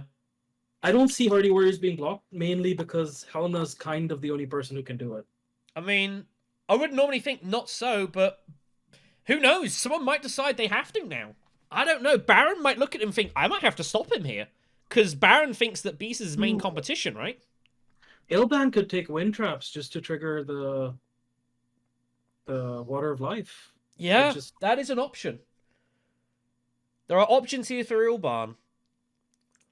But I feel like you got to take Mentat first, whatever you do, probably, right? Thing is, he gets 2 points from faction spaces. That puts him at 8. Spice Must Flow puts him at 9. He needs to get in this combat. There's no world where he can win this game without getting first or second in this combat. And even at second, he's at 10 victory points. Like, I mean, between Restricted, Stilgar, and Second Wave, there's 9 swords there, which is not bad. Or does Ilban just just think, can I just try and win this combat outright and get 3 victory points? But it probably comes at too much cost. It might not be on here. We are 2.5 hours deep into this game now. Absolute mammoth struggle here. Yeah, except for intrigue fishing or combat winning, I don't see how anybody's getting past 10 points this game. So this is going to be like a first place 10, second place 10, third place 9 or 10 even. And it's going to come down to tiebreakers. It's going to be a close finish here. Remember, of course, second place qualification. The lowest one is Twist 8 victory points, 11 spice. Roma's sitting with 9 and 4. So if 2 players finish at 10 victory points, they will both go through. Unless somebody blocks Habboot, he's going to be getting his 10 and 11 if he gets second. I mean, Habboot's he's got real chances here. Real chances. Yeah, Ilban needs to risk it. Like, I think... No, there's no Spy Satellites up there either. No, Spy Satellites has not turned up. If Spy Satellites had turned up at some point, this would have been a different game, but it never did. There is a world where Ilban plays to the wealth spot, gets the second bump, then shifting allegiances to shipping to steal the Emperor Alliance. But that doesn't... Like, that still puts him at a maximum of 10 victory points. Yeah, it's I don't know, it's asking so much, isn't it? Like that would just be him king making between if Habboot's going through or if the Baron's going through. Perhaps it might well do. But that's the Yeah. way. But that's, you know, in these tight matches, like these things can sort of come up here a little bit. I don't know. It's a tough one. Like Ilvan's got to think, how can he possibly win this game? To win this game, he's got to get like 4 points minimum, right? Water gives him Water of Life here. He's going to get a point from Spice Must Flow from somewhere, like pretty much guaranteed. And he's going to get a point somewhere with Shifting. But he feels like you've got to get in the conflict here now, right? You feel kind of like you're forced into it. I mean, even just Sardaukar Legion to Mentat's fine. I mean, Wealth doesn't... I mean, Wealth with Sardaukar Legion is just a point, right? I think Sardaukar to Mentat, Signet to High Council, Shifting for shipping. At that point, everyone else has kind of burned through their turns, so you can risk losing the one bump at spacing to go up. Yeah, yeah, that's the thing. He obviously wants to make sure that Baron doesn't get... That's kind of the reason, again, why I would have liked Baron to have gone Fold Space, because it makes that play even more awkward for Ilban. Now he can do it a bit freer. Not a ton amount freer, but you know, if Baron had taken that 5th bump, like Ilban, it really makes shifting allegiances really awkward. So Ilban can actually shift down at spacing, take the 2 spice from shipping, and then Highliner if he manages to draw into his diplomacy. Which, if he does plan to Mentat and High Council, or even Mentat and take the wind traps for water, it's not impossible. Oh, but yeah, it's not impossible, but it's awkward. Again, so many hypotheticals. Like, yeah, it's hard to know at this point. We're in this stage of the game now where you just don't know what's going to happen, and everyone's kind of just winging it here. I mean, that's why I think Beast has got best chances right now. If he does that, he's going to be ending at 10, but with 0 spice, and that's not going to be enough. That might not be enough. No, he's going to be completely tiebreakerless. Is it just the case there's just too much for Ilban to do here? Like, he just needs too many things to go his way.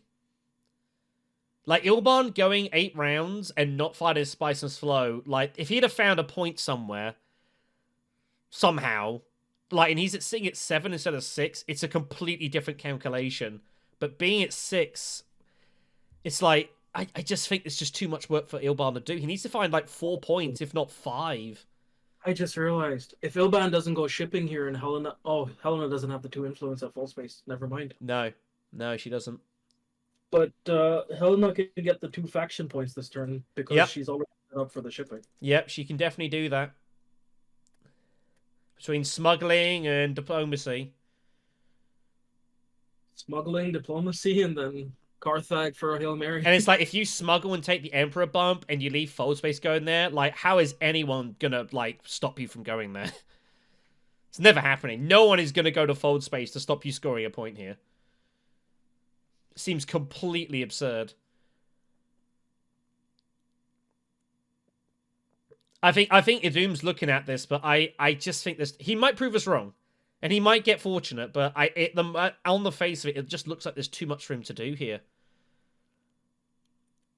I don't see how he's going to be able to make this work. Unless he needs to find just that 1 extra point from somewhere, and I just don't see how it's going to happen here. He's going to try his damnedest. Don't get me wrong, kids. He has fought too long and hard in this competition to give this up. But I just don't see it. Unless he somehow manages to, like... He's never winning this conflict, surely. Like, he fired his shot. He got his victory points.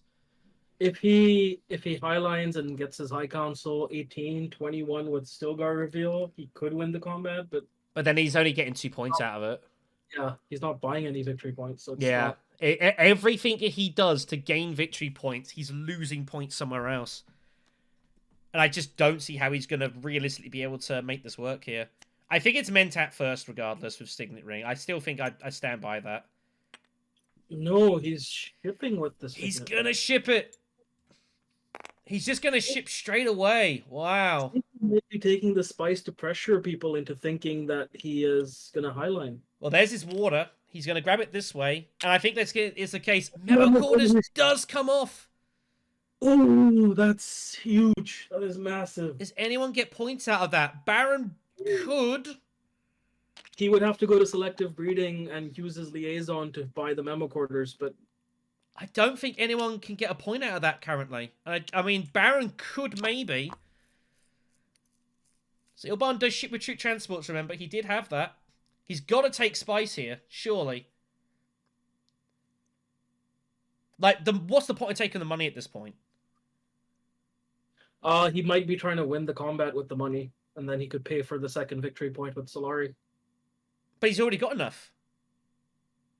Oh, Helena could take memo quarters. That no. Helena could take it for a bump and a point, but she's already going to get that anyways, right?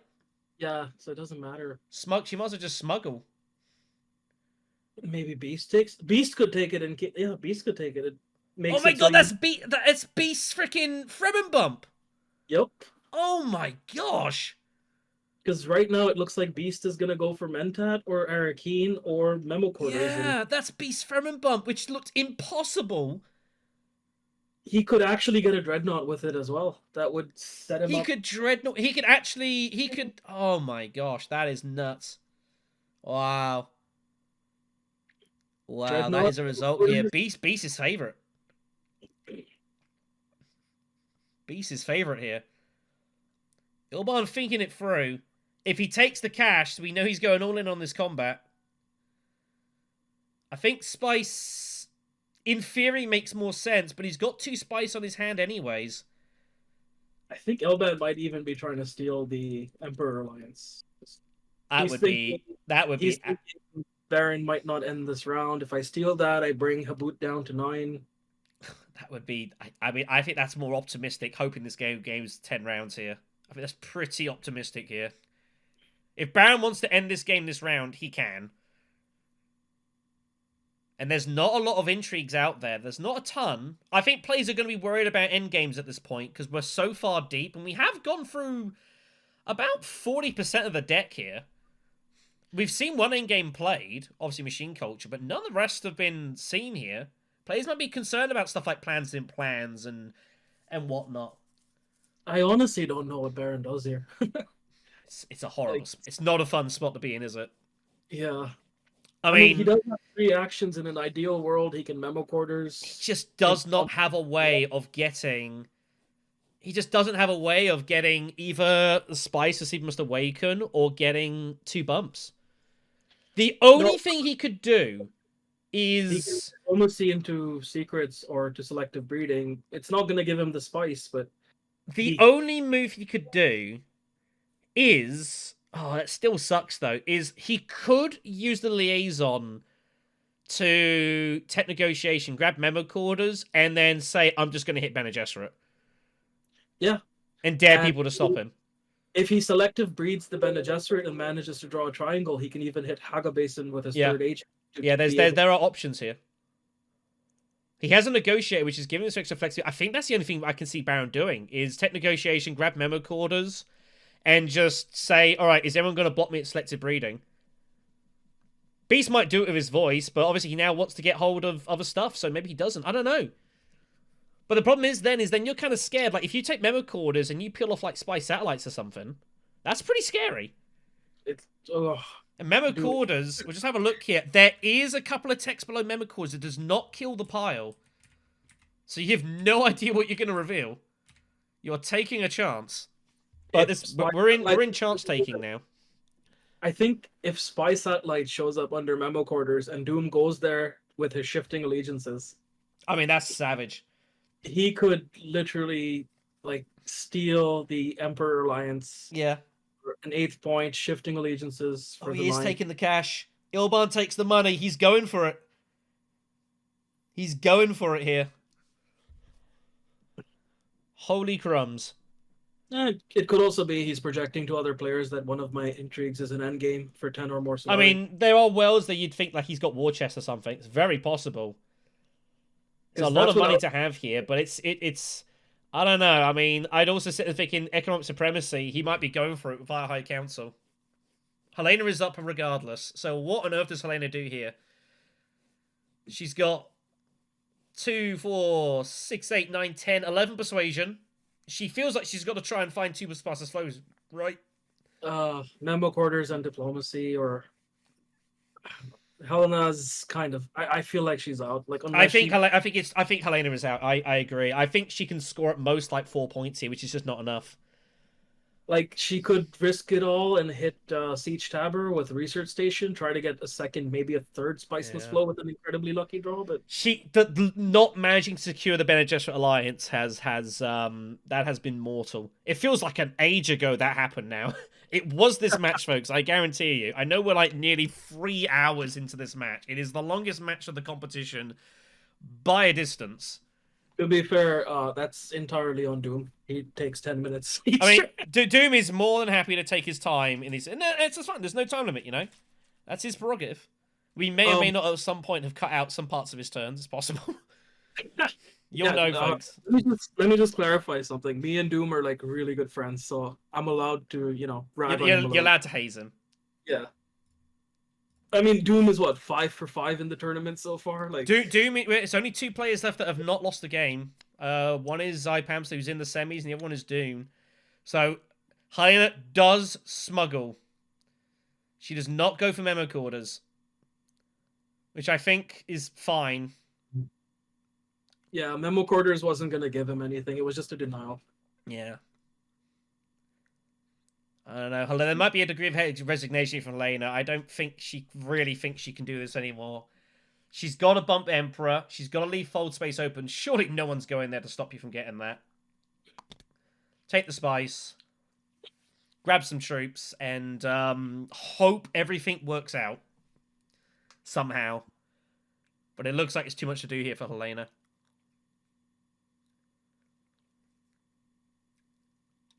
Is there any reason Helena? I think maybe Helena might have taken Solari there to like kind of force one of the other players into blocking Mentat, but yeah, give Baron a shot of it in theory. I feel like at that point Helena feels like they're fighting for third. Yeah, which is no good. Third is out. It's useless. Yeah, there's no point here, so she's got to go for it here. Baron just hardy warriors. He figures it's time to rock and roll. With his 10 persuasion, and he's just gonna throw dudes at this. Wow. He's that second place, but that also means Beast now needs to get that memo quarters. It's not an option. Yeah, it's kind of forced, right? It's a point. It's just a point. I would definitely take it with the Dreadnought, though. That's just an extra. But the problem with Beast, he is obviously concerned. He feels he's got to get second. He's got reinforcements, and he's still got another action. It's got to be Dreadnought and memo quarters for me. Yeah, I think it's forced. With Bene Gesserit's sister, and then you're getting somewhere. You don't have access to Siege, admittedly, but you're gonna have access to a combat space. You're getting these dudes in. Yeah, I don't see anything else here. Mentat you could do, but I feel like you're just asking for trouble. You probably got to take it now. It's just a point. And I think at this point in the game, like, it's deep in around 9, you just got to take points, haven't you? Yep, this is, in my opinion, 100% the right move. Yeah, and it is so. Dreadnought, memo quarters, gets him to 10. It also unintentionally stops Ilban from being able to steal his alliance with shifting. Yeah. Which he may not have realized. Minimic turns up as the next tech here. Still no spy satellites. It never turned up. No Chow Murky either. Chow Murky could well have been relevant in this game. Does need to spend his 2 spice. So, Ilban. What does he do?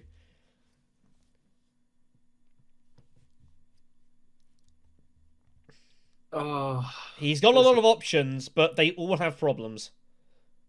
He doesn't really have enough actions to do everything. Well, he's gonna look at he's gonna do Water of Life first here. Oh, Helena should have obviously Signet Ring a card. Yeah, good spot there from Helena. We missed it. There's a lot going on here. Guild Chief Admin's the next card. Ilban plays his Water of Life, finds his Fold Space. What else does he get here? Can he find a way out of jail? He's been a long game. Diplomacy and testing humanity's found. He could test of humanity the Mentat just to, like... Just to fuck with completely- people. Oh no, he would completely deny the Baron out of his Spice Must Fall. It would be brutal. It would be Like- absolutely brutal. I like, obviously in his position he probably doesn't see it, but that's what he needs to do. Absolutely. Yeah. If he does that, Baron gets kicked out, doesn't have that Spice Must Flow, doesn't hit that 10th point, and then Baron is left fishing. It's just not a place you want to be.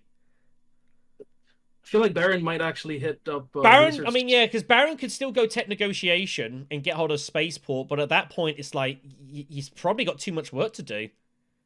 Well, he'd have. I mean, he's got 10 persuasion, so he'd be down to 6. Tech negotiation would give him 7. I think he'd still get his point with Spaceport. I think he's likely still to get it there. No, but if he does research station and he draws into a triangle, he can hit Imperial Basin and cash out. Oh on yeah, the- research station's still sitting there. I completely forgot. Yeah, it's still sitting there. Sorry. It's been a long game, kids. I'm sorry, everyone. Oh, it has been a slugfest. This absolute war of attrition. I feel like I'm watching a Twilight Imperium 4 game. He needs to hit that though. Like, if he does that, he essentially forces Baron into a research station.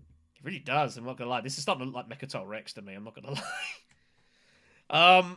Anyways, but yeah, I think so probably.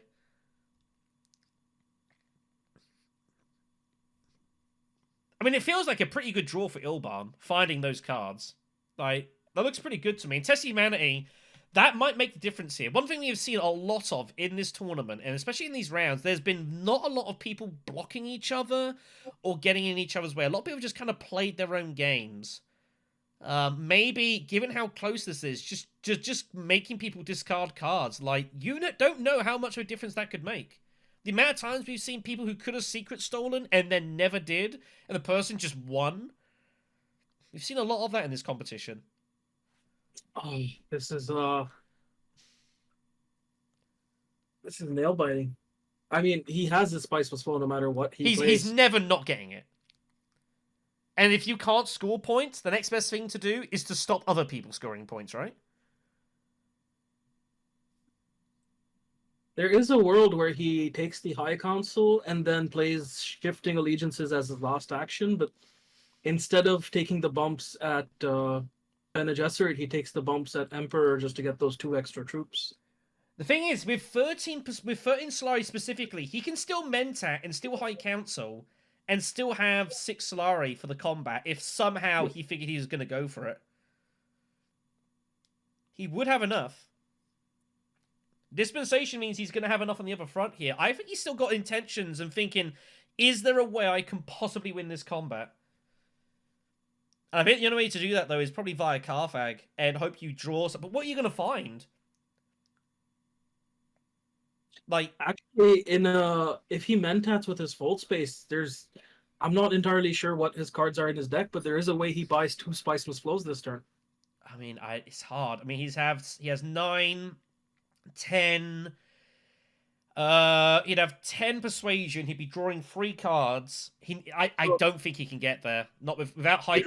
Unless he gets dagger to like. He's trashed on his daggers though. I think.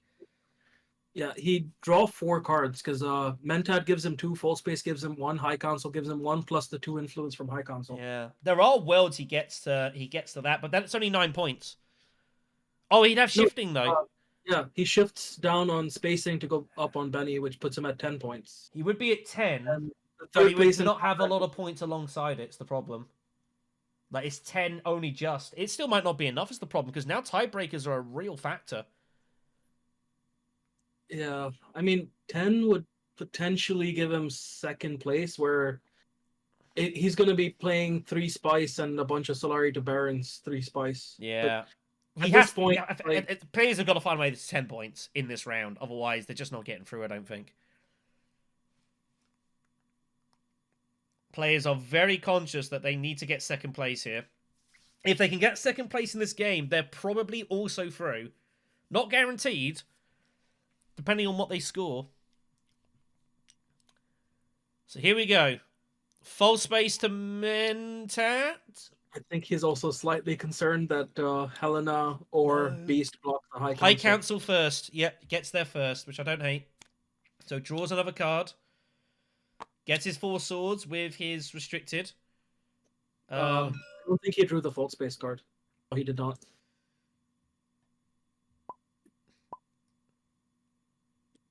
He might not. I mean, I assume he wants to. He might not want to. Yeah. It is mandatory. Well, technically, he could trash the card before drawing the card here, technically speaking, but I mean, that's never happening in this situation. So, Helena takes Mentat, which I think is reasonable. Trying to find more more framing cards. She does. Research Station for the Baron. Does Helena go to Fold or Selective Breeding and try to get more? I mean, it's either that or she goes... I mean, I don't know. It's an interesting call for Helena when it gets back to her. She might have to. She might have to gamble here. Beast comes out with Voice. Where is he blocking? That is the question here. What gets blocked? Surely he's not blocking like Fold Space. That'd be really cruel. But I don't know what else he's blocking here. I've no idea. It wouldn't matter if he blocks Fold Space. Helena can still go up there from... Well, she has 2 actions because of the Mentat. Yeah, exactly. So, I'm curious to know what Beast is going to block here. Did you just block, like, Arakeen? Or Siege? Maybe he blocks Hager Basin just to kind of, like, for tiebreaker reasons. Helena could highline into this combat. If he plays his Fremen to get the 2+1 spice at Haga Basin and then...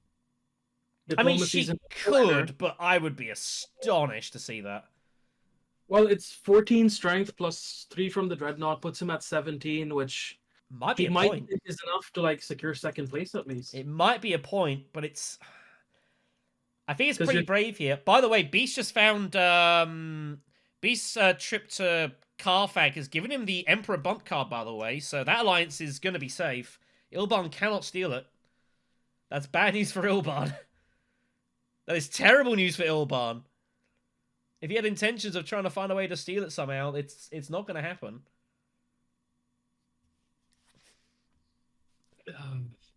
What are your options?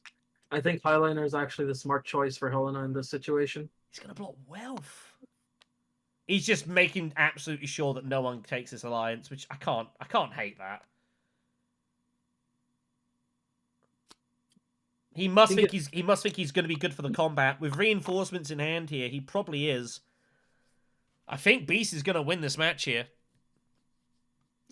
But that puts Beast at 11 with 0 spice. Baron did draw into his Dune, so he could hit Imperial. Well, yeah, it's a weird spot. So Beast has a weird spot here when he reveals here. He can either play reinforcements and guarantee a point, or he doesn't play reinforcements and hopes for 2. I don't think he's not going to play reinforcements. I think he's just going to take the point, get to 11, and just think I'm good. I'm good enough. Yep. I think that's the move here. Even if I'm not going to win it, like, that's good for second, and it's a good enough second to get through. I think that's got to be the consideration here. He's just got to shut his eyes and hope everything works out. Baron's actually going to end at 12 points if he manages to hit Imperial Basin. There are worlds here, yeah, where Baron gets a lot of points. No, he's guaranteed to reveal a Spice Must Flow. The 4th Spice from Imperial Basin gets him another point, putting him at 11. And if he does manage to get second in combat, that's 12. Yeah, he's going to get 2 points from combat probably regardless, in technically speaking. So, yeah, I think Baron's going to win this. It's been a heck of a game. It's been an exhausting match. Well over the 3-hour mark now. It's the longest game of Dune Imperium I think I've ever seen in my life, this. Yeah, this is I'm actually very glad I'm live watching this because I don't think I'm gonna be going and watching a replay of it. No. I mean, the video's going to come up. It's going to be 3 hours plus. We're like, oh dear. Maybe I break it up into 2 parts. It's like coming next time. No. There is a world where... get to the tier 3 conflict, a better review, and then to be continued. Can you imagine? I wouldn't do it to you kids. He needs to play his shifting allegiances. He doesn't have a choice on anything else. He just has to score. But I think Ilbard, look at this, I think he realizes his race is run. I'm not going to lie. As I said at the start of this round, I think he's just got too much work to do. So 2, 4, 6, 8, 9, 10, 11, 12, 13. if he plays his shifting allegiances and picks up Spaceport, 14 influence, draws 2 cards. If the 2 cards have 2 influence each, he buys 2 Spiceless Flows. If. Puts him at 9, 10 with that. Yeah, he's not ending higher than 10. That's Yeah. the sad No, reality of it. it's over. Doom's gonna be very disappointed at this. Like he's had a great tournament. There's no questions about that. He 5 from 5 is an incredible run here. But it looks like it's gonna end here in the quarterfinals. I think Doom maybe in his heart of hearts was fancy himself to go all the way in this. And again 5 from 5, you would probably fancy yourself to go all the way too. But it's not gonna be, is it? It looks like this is the last rites. This is going to be his final action. I think giving up the Mentat was pivotal for him. Like, that high console wasn't doing way too much for him, but that Mentat would have been an extra action. It would have been, the ability to go to selective breeding or... I mean, it should be said that Ilban still has 9 swords between Steelgar and Second Wave. He's going to get to 19 strength, but it's not going to be enough here. It's just not going to be enough. Baron's throwing more in. Baron's got swords to throw. It's just over. Question is, if he's shifting allegiances at Haga Basin, he's denying the Baron a point without realizing. Yeah. Well, Baron can't get Haga Basin, though. He's got the water. Imperial Basin. Imperial Basin. Which he might look at the economic space and thinking, well, in case Baron does win it, but you're not adding any more strength to the combat, though, which is... I mean, there's not much you can do about that. That's why I would have liked to have seen him play Sardaukar Legion instead of his ring. I think getting those 2 troops in garrison when you've got Second Wave, and then you then go to a combat space, send 2 of them in, and Second Wave sends the rest in. That might have made a difference here. I'm not going to lie. I think Signet Ringing to High Council, I think I would have played Sardaukar Legion. I think that was... I think that's something that maybe he could have done. If he did play Sardaukar Legion, how would he deploy the other 2 troops? I think that's what... Just going to... I don't know. Well, then you go to Imperial Basin, like he's about to do. Yeah. I agree with you, though. Playing the Signet Ring was... Or to High Council was probably not the right... The High Council I've got no issues with, but I think if you're going to go that, you might as well just throw everything into combat at that point and just go all in.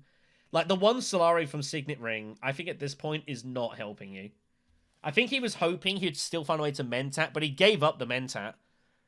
And he went High Council first.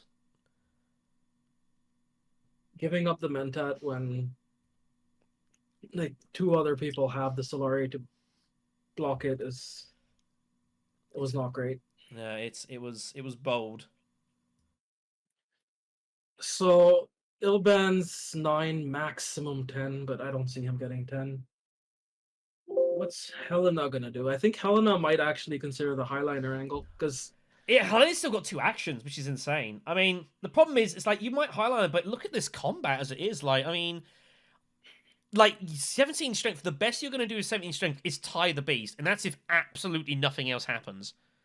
How can you expect... I would not be... And beast has still got an action... Baron's still got an action to go here, and he's got a load of intrigues. He's not played for a while. I would not be sitting there thinking I'll be very confident getting this victory point, but I guess the question is, how else are you getting these points?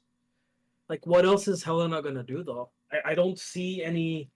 Like, sure, you can deny the Baron a point, but... Yeah, there's no way to research station, is there? Not... Oh, he does find Imperial Basin! He actually finds it! Yep, and that's... That means the Baron's gonna have 11 instead of 12. Baron's like, what have I got to do to get what have I got to do to get Sleep Must Awaken off here? Helena grabs the spice. She's really gonna do this. Wow. There's no reason not to. Like, you're getting your second She's just gonna chuck it in and hope it all works out. She's gonna have absolutely no resources. But it's all kind of forlorn here. So Baron has one last action. He can do anything he wants here. He is good for Spiceless Flow. He can take any action. I think you just buy the spaceport. I mean, no. I think surely you got to protect your spice here, right? for tiebreakers. Oh, true. I don't see anything Baron can do. Like, I mean, you just go Arakeen. I keep forgetting if he buys Spaceport, he doesn't have the spice. So even if he draws into his, Yeah. he doesn't have one Spice Must Flow in his deck. So I think the only move here is Arakeen. You've got how many cards you got in your discard? You got 4. So you go to Arakeen. 1 out of 4, you find the Spice Must Flow. Yeah, Arakeen or Fold Space. Like that's the right. That's kind of the only decision. And Fold Space, like I mean, Fold Space doesn't make a lot of sense at this point now. Like you might as well just go Arakeen, right? Yeah, if you go to Fold Space, all you're doing is making Ilban shit himself for no reason. Yeah. You're never gonna be able to do anything about it. So I think it's Arakeen. Arakeen, chuck 2 dudes in. 1 out of 4 times you find your Spice Must Flow card and you get there. I really don't see what else you've got here. You've got 8, 9. You've got 11 Persuasion. Your Spice Must Flow is not in danger. You're gonna get. I mean, you've got Blackmail and Tactician's 8 swords. Dagger is 9. The 2 troops is 13 swords. It's gonna get you to 25 strength. That might be good. Which is only gonna hurt Beast as well, right? Like, if you win, you're guaranteed. I mean, at this point, it might not matter too much, but it does matter for drawing. Like, whoever wins this game is going to get a better draw than whoever goes through as a fastest loser. Not that any of them are easy games at this point. But I think it's Arakeen. I see nothing else that makes any logical sense here. And sometimes you get lucky. And you know what? You're the Baron. And sometimes as the Baron, you just get lucky. Oh, he's gonna. No, he doesn't find it. Gurney, he can't do anything. He does not have free Solari to throw more troops in. Doesn't get it. He wished he would, but he doesn't find it. So, question for the Beast is, does Beast throw in reinforcements here? He kind of has to, right? Yeah, there's no choice here. The troops go in. That's the first time this game he has seen Gurney. It's insane, right? I mean, he just bought it 2 rounds ago. So in they still. go. It won't help him win the conflict, but it should guarantee second place here. Ilban is not going to be able to catch. Ilban's going to reveal for a lot of persuasion, but not enough. I make it 13. Dispensation to be played for some spice. Doom must feel that this is it. He must feel that this is over. I think he knows he's not getting second here, so even if he ends at 3rd place with 10, it doesn't matter. There's nothing he can do. He gets up to 17 strength, however. So he is currently in front of Baron. He's got second wave, but it's optimistic to think you're going to get over the line here and get second place. Here comes the Highliner. She might as well. Yep, ties at 17. Dreadnought comes in at 17. Oh, dear. It has been an exhausting match, this. She gets a 7 point. It's too little too late. There's nothing she can do. Very funny. This is actually very funny. Like, this whole sequence of events. Barry is gonna he's at 17. Oh, dear. Oh, dearie me. It's all very, very entertaining.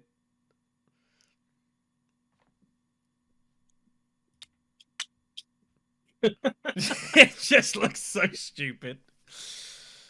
Oh my and God. Helena reveals for the point. And it's all going to end here. Beast passes. Elban is going to play second wave. And Baron is going to throw both intrigues at this. And he's going to win this conflict. Yep. The fact that Baron managed to miss his 1 spice twice in a row. I mean, he's going to be disgusted he's not found a way to get Sleep Must Awaken off this game. It's pretty brutal. But it's not going to matter. He's going to, I think he's going to win this match anyways. I think he wins regardless. Yeah, unfortunately for Helena's trash. It doesn't really matter.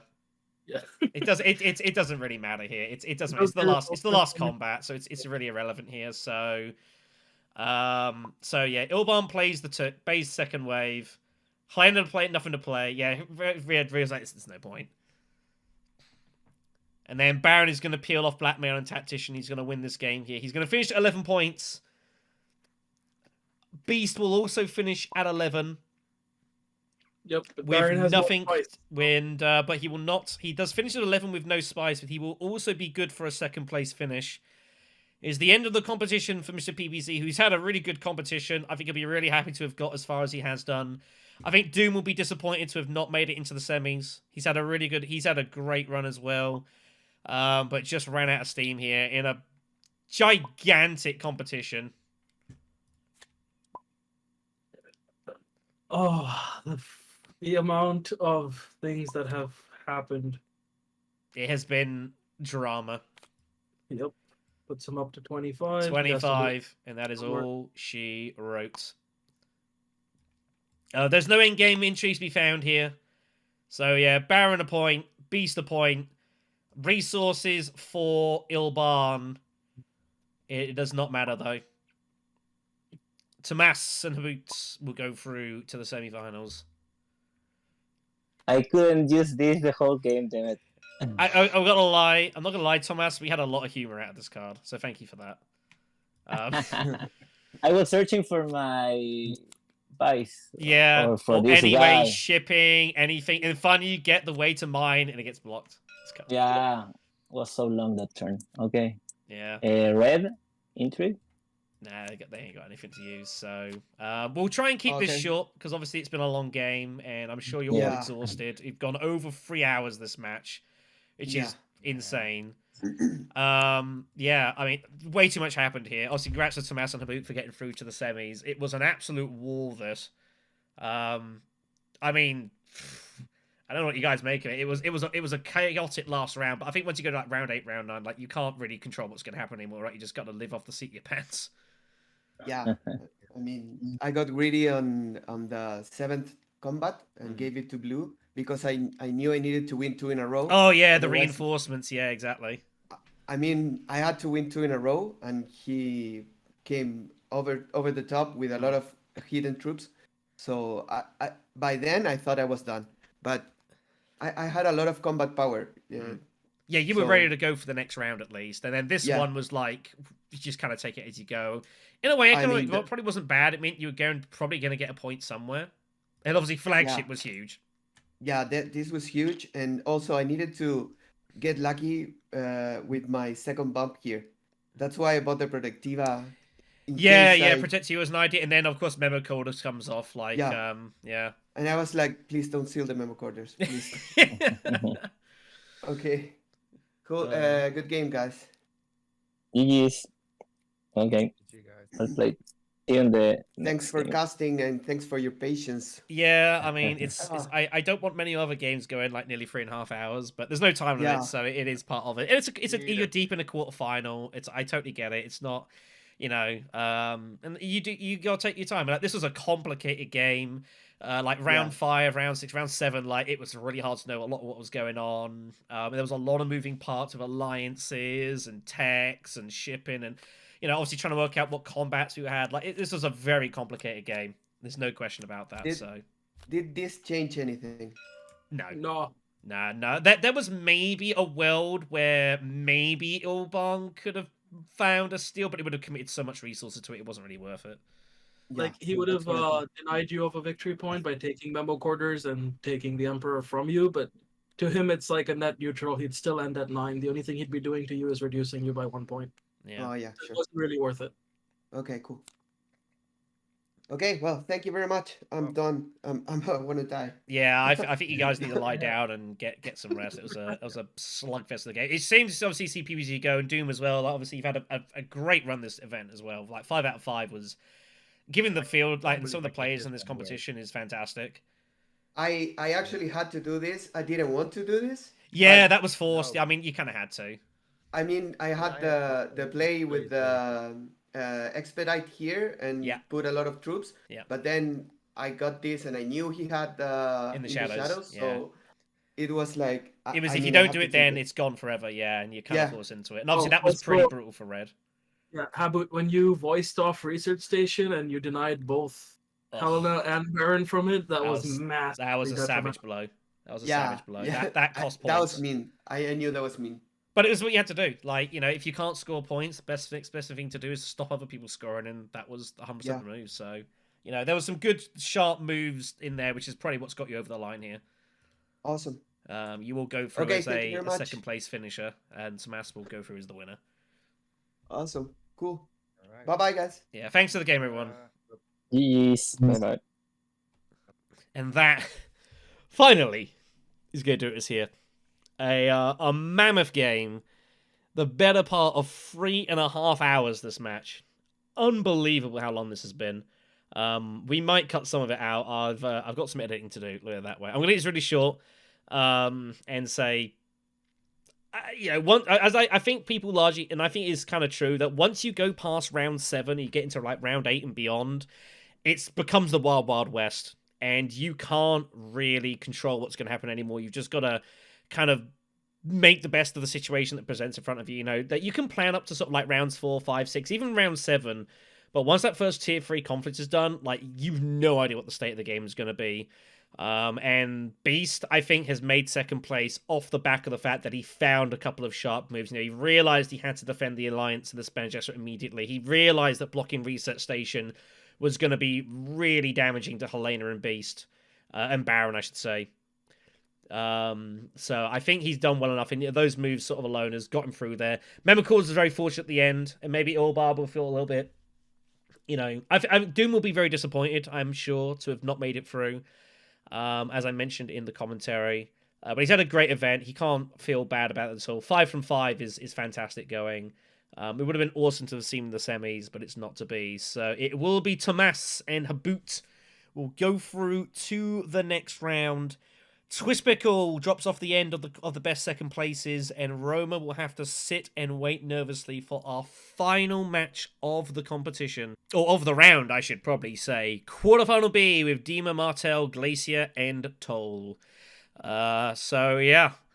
Thank you for your company. I hope you've enjoyed this game. It was a long one, for sure. But I think it was a good match nonetheless. Take care, everyone. See you in the next conflict.